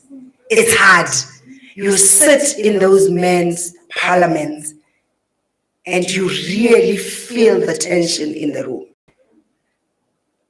But one of the lessons I've learned, it's the biggest barrier, class and status. And it takes me back to what the program director was talking about.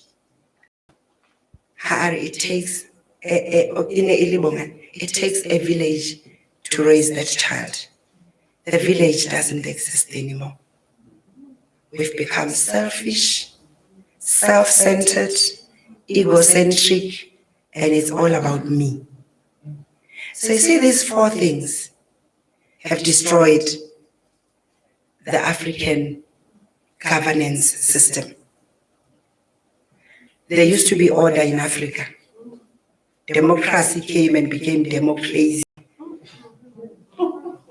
And now the madness is destroying every little order Africa had. So in all of these programs, we're trying to bring back the order that used to be there. Because in the order of the hierarchy of things, be it in the Bible, in the African men were never violent towards their women. Never. Because it is un-African for you to even touch your wife, because the hands you have is to caress her, not to beat her up. And you would never be by your own. Before even the neighbor comes, they've dealt with you nice and good.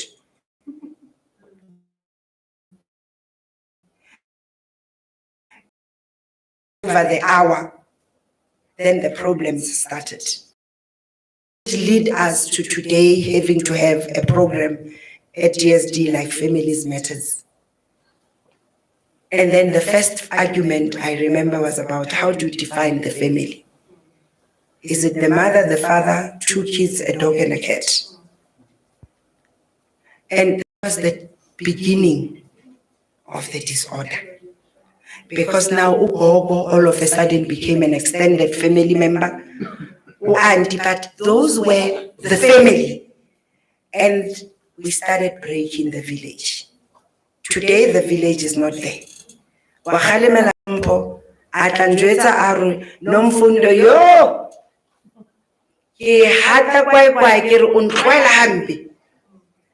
You think you have the authority to tell what to do. But we grew up. Handate jase atlhaga ka khona o etsa ntwe stone. Wa nyamela. O lo shapa. Ha o fihla kwa ntlong o santsa no batla hore ntate jase ba lo shapa before. But obviously you can't use that now because there's no need to beat up abolamdudu. Bo paizani, you can't do that. Sebas bolamdudu. Bo paizani. That's the kind of kids to broil white chickens. You see those ones that grow instantly. That's the kind of children we are raising. So they're fragile in every aspect of the weight. That is why different parenting models is required because people lamdudu. People paizani, but the world has just changed. They have too much to deal with more than what we had then. That's why never papa taka speak to Zwamotsile. Now, as we invest in boys with the hope that they will become better than Madume or Jasi or Mpo, that they would become, if they were women, we would say the Proverbs women. I always say, you know what?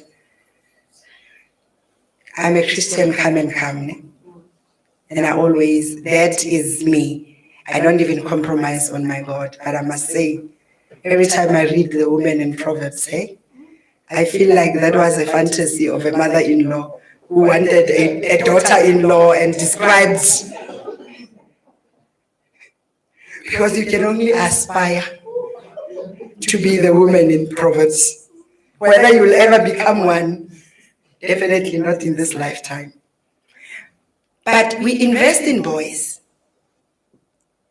not to redress the example, your conversation as Soul City and Tadeshai.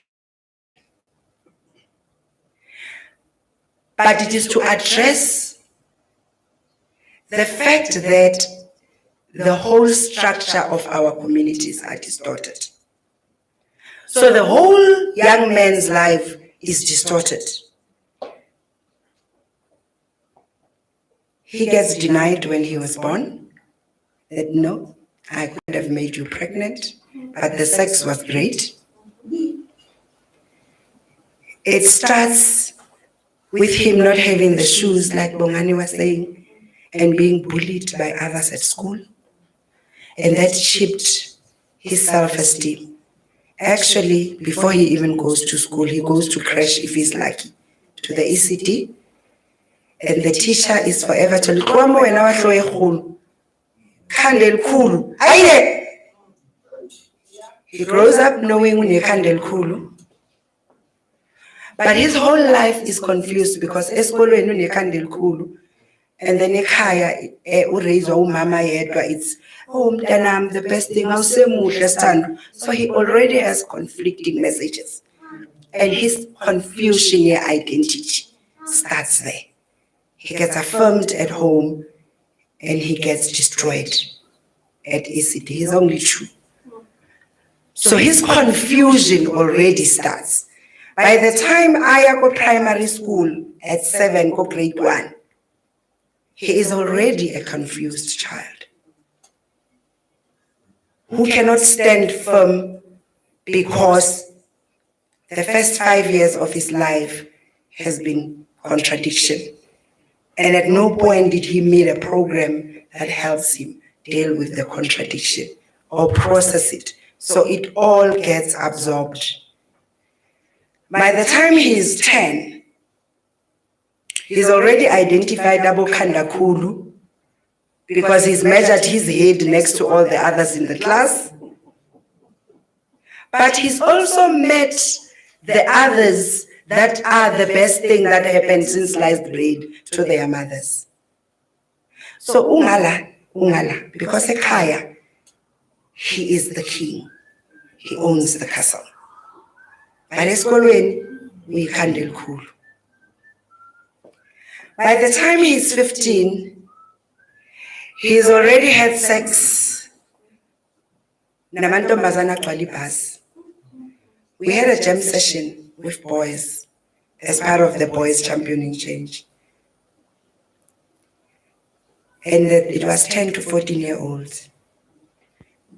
The one thing that shocked the hell out of me to this day is when the 12-year-old, I'm like, do you know how to have sex?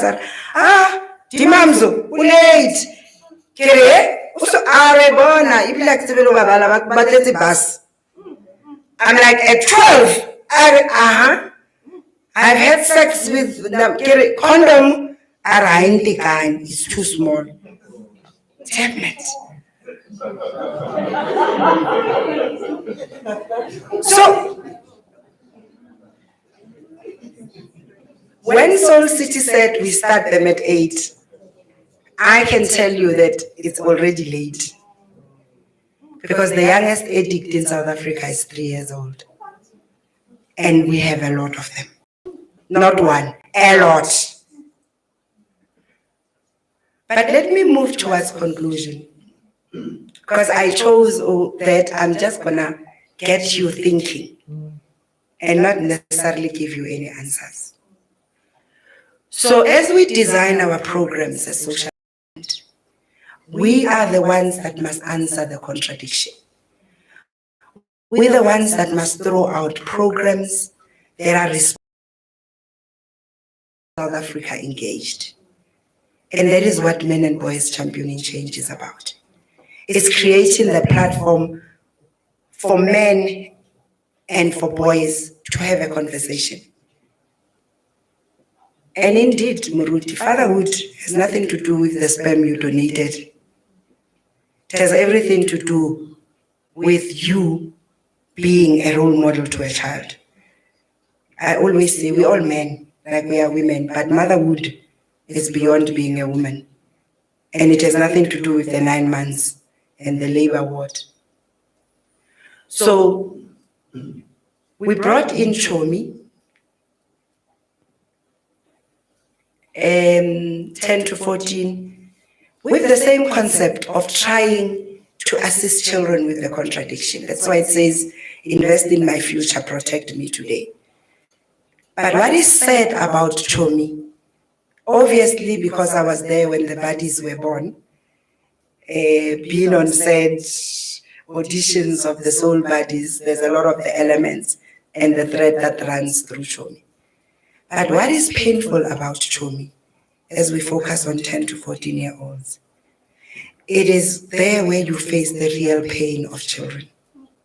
But the abuse, where we need to protect children from ourselves, it's a very painful space. Because when they come to Chomi, the dialogue, Madume has said in a number of them, I think they have already had so much alcohol, they've already started with drugs, they've already done all the things we are trying to educate them on. And then we've got the Families Matters program. And when I saw the Families Matters banner outside, I was like, great. So let's have a further discussion because we're working on relaunching this program as we now try to take back the family and redefine it in the broader sense. So we will be relaunching the Families Matters program, and obviously let's take the conversation further so that we are able to, infuse it into. Then we've got the program called YOLO, which stands for You Only Live Once. And just 2 weeks ago, I was giving them feedback, which guys, YOLO is for 15 to 24. So I said to them, just break it down. Just have 15 to 18, 19 to 24, because the struggles there are totally different. So you've got the 15 to 18 a bit more elevated because they are easy, they are in school. And then you've got the 19 to 24 that are getting married,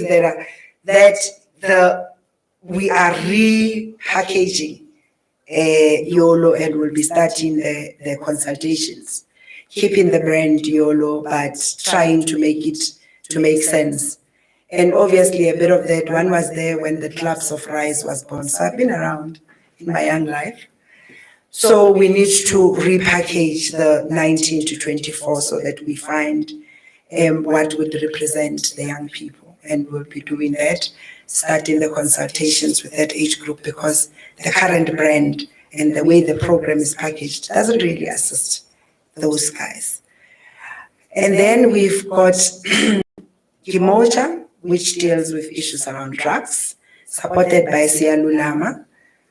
And then we have, obviously, our sheltering program, the command center, which are now in the room. You all know the number, the WhatsApp, everything. That's our 24/7 social worker on call, the please call me and everything.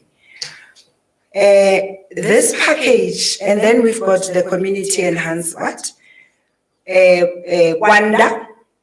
It's now the community capacity enhancement. So somebody made it look English. And the reason why when she was speaking, I was like, you need to acknowledge DSD, is we used to fund that program. And part of the not in your face branding of government programs when they are funded by government makes us lose the money. So it's not in your face, and then you see the code of arms at the end of the program. Then we fail to justify a program to Treasury. And Treasury is like, but where's the value for money? You mean the code of arms at the end of the Soul City program? And that is part of why slowly we are unable to justify television programs that work. It's because the acknowledgement, and Nomfundo is here, can speak as a community, is not there. So we are always made to feel as departments that you claim. You have to always explain. It's funded by DSD. You know, Mr. President, you see that episode, it was funded. And then the question we are unable to answer is like, where are you? Where do we appear? It's not even social development, it's the code of arms. So people think the code of arms represents, yes, it represents the government of South Africa. But in this code of arms, who actually gave you the money? That's how we lost the Kwanda money, if I need to share.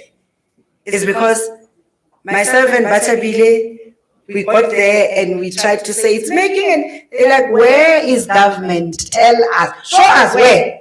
Then you watch the episodes, and then the code of arms comes at the end of that song. And so the money went.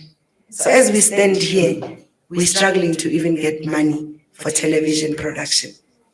Because Treasury is like, you are still to show us where was government actually properly acknowledged where they funded the television show. So it's not important. And then we stand in there, we don't have the money for the most important programming. So these are some of the realities. And as we work towards ending social ills, which is what our core existence, amongst the core things is social development, we need your partnership, your energy, your help. We're running a program, Bafundis, as I conclude. Pastors' wives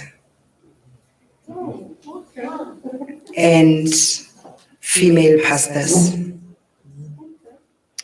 I think it's the most traumatic program I've ever been part of.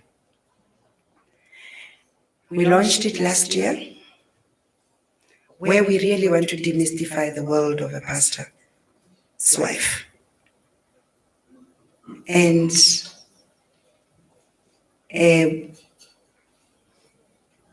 we are busy with the provincial launches. I think all the days we've done the Northwest. We did the national launch and we've done the Northwest. And we still have 8 provinces to go. And the Northwest alone, I've never cried so much in a long time. Not watching a TV show, because the way we package the program, we've got a session that is closed. We call it the healing and restoration. But we also call it dealing with Sukuma Mgamba syndrome. Yebo. Mangathi Sukuma bakubone mngam umfundisi. Ngaleso sikhathi akavukanga ekhaya. Uyenza Sukuma bakubone mngami mara uvuke on top of a worship team member there.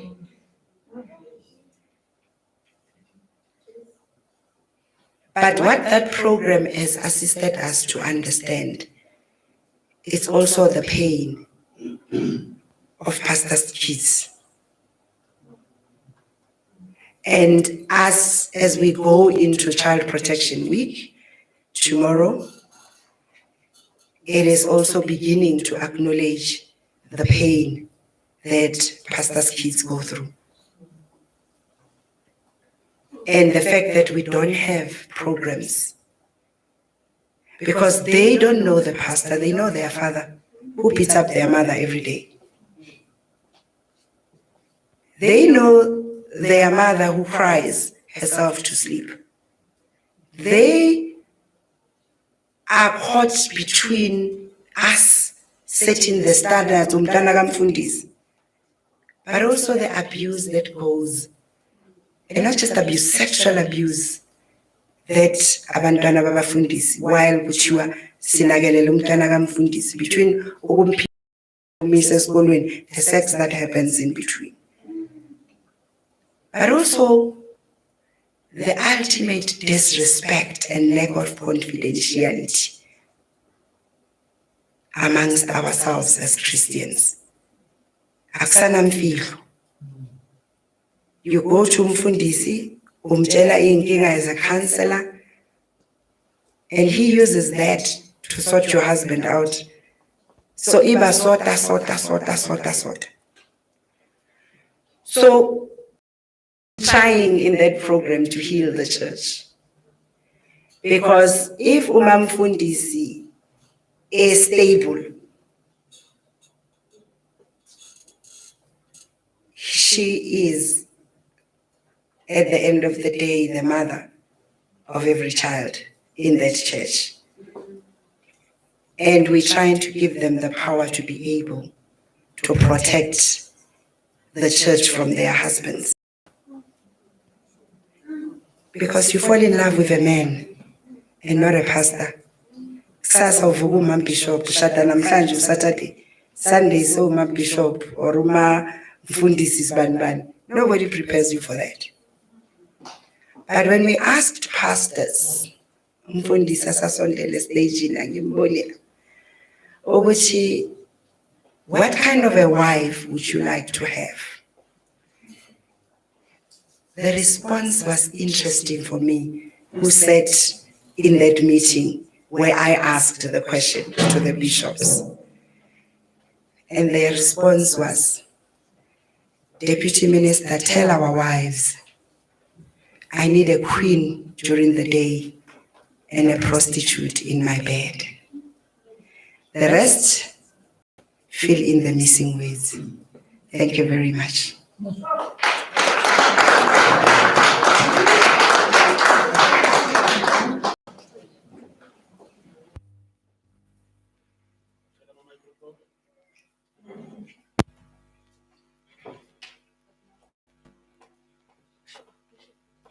Two.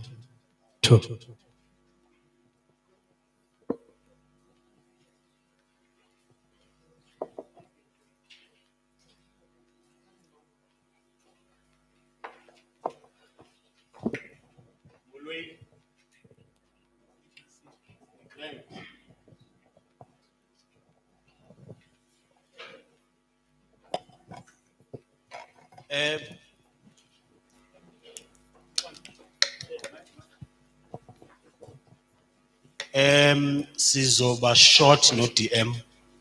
I continuation yes speech sakhe.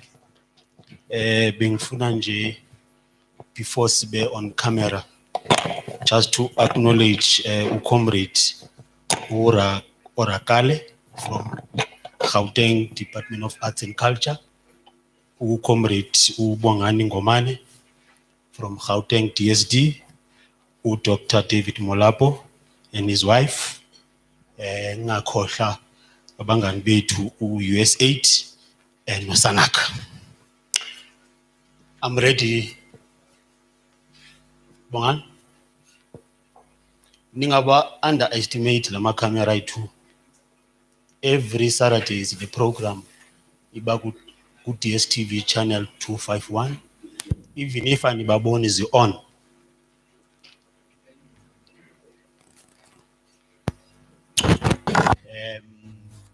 Sizoyenza ibe ngoba le program ibukelwa ngabantu kakhulukazi aba xa senza evaluation sathola ukuthi ne Western Cape ne KZN are also watching this program, but the intention ukuthi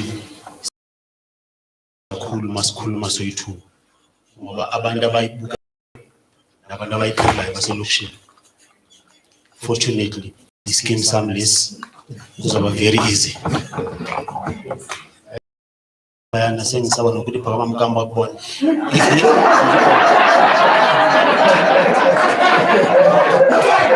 Ubuyisele lebo uyithethe.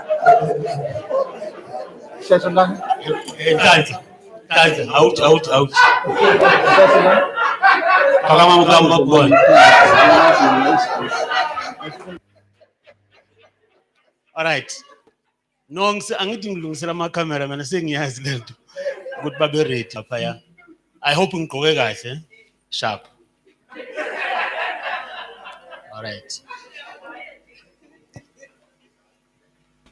I'm ready.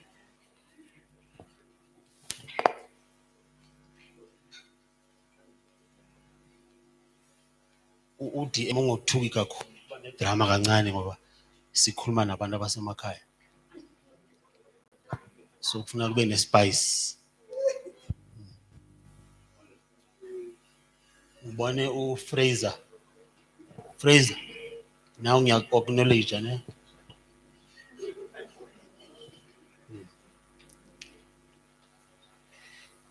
Sanibonani, Thobela, Dumelang, Abshin umbhala ngesixhosa. Okay, it's fine.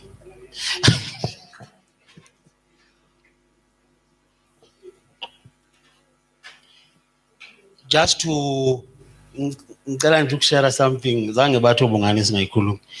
Yazi thina kune attitude esibonayo la eSouth Africa, le attitude okubhala ama press statement. Thina iyasihlula. Because ubhala ama statement to invite media busy unless kune scandal. And then now we've decided to create our own.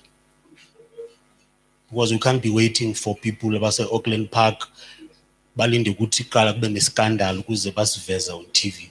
So we decided to collaborate with One Roof namanye ama departments like uGauteng DSD ukuthi rather sizenzele lento.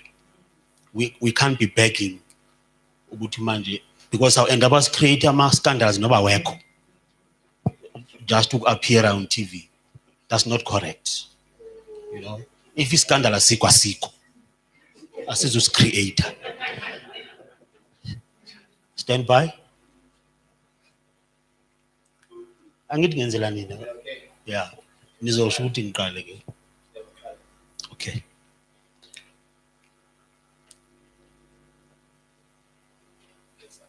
Okay. Angithi ngake ngaqala okay, mina ngifocusa lapho. Okay. Because the other day bathi mangiqale kana ama camera off kwafuna ngasiqale eqaleni lento sebemkile bonke abantu. Hence I'm asking. Okay. Sanibonani kwindawo zonke enibukele nikuzo ngakumbi abantu baphaya eSoweto eGauteng nakumzansi Africa nje wonkana. Namhlanje ke iprogram yethu yahlukile kakhulu sihleli no Deputy Minister of Social Development umama uAndriata Buchopane Zulu.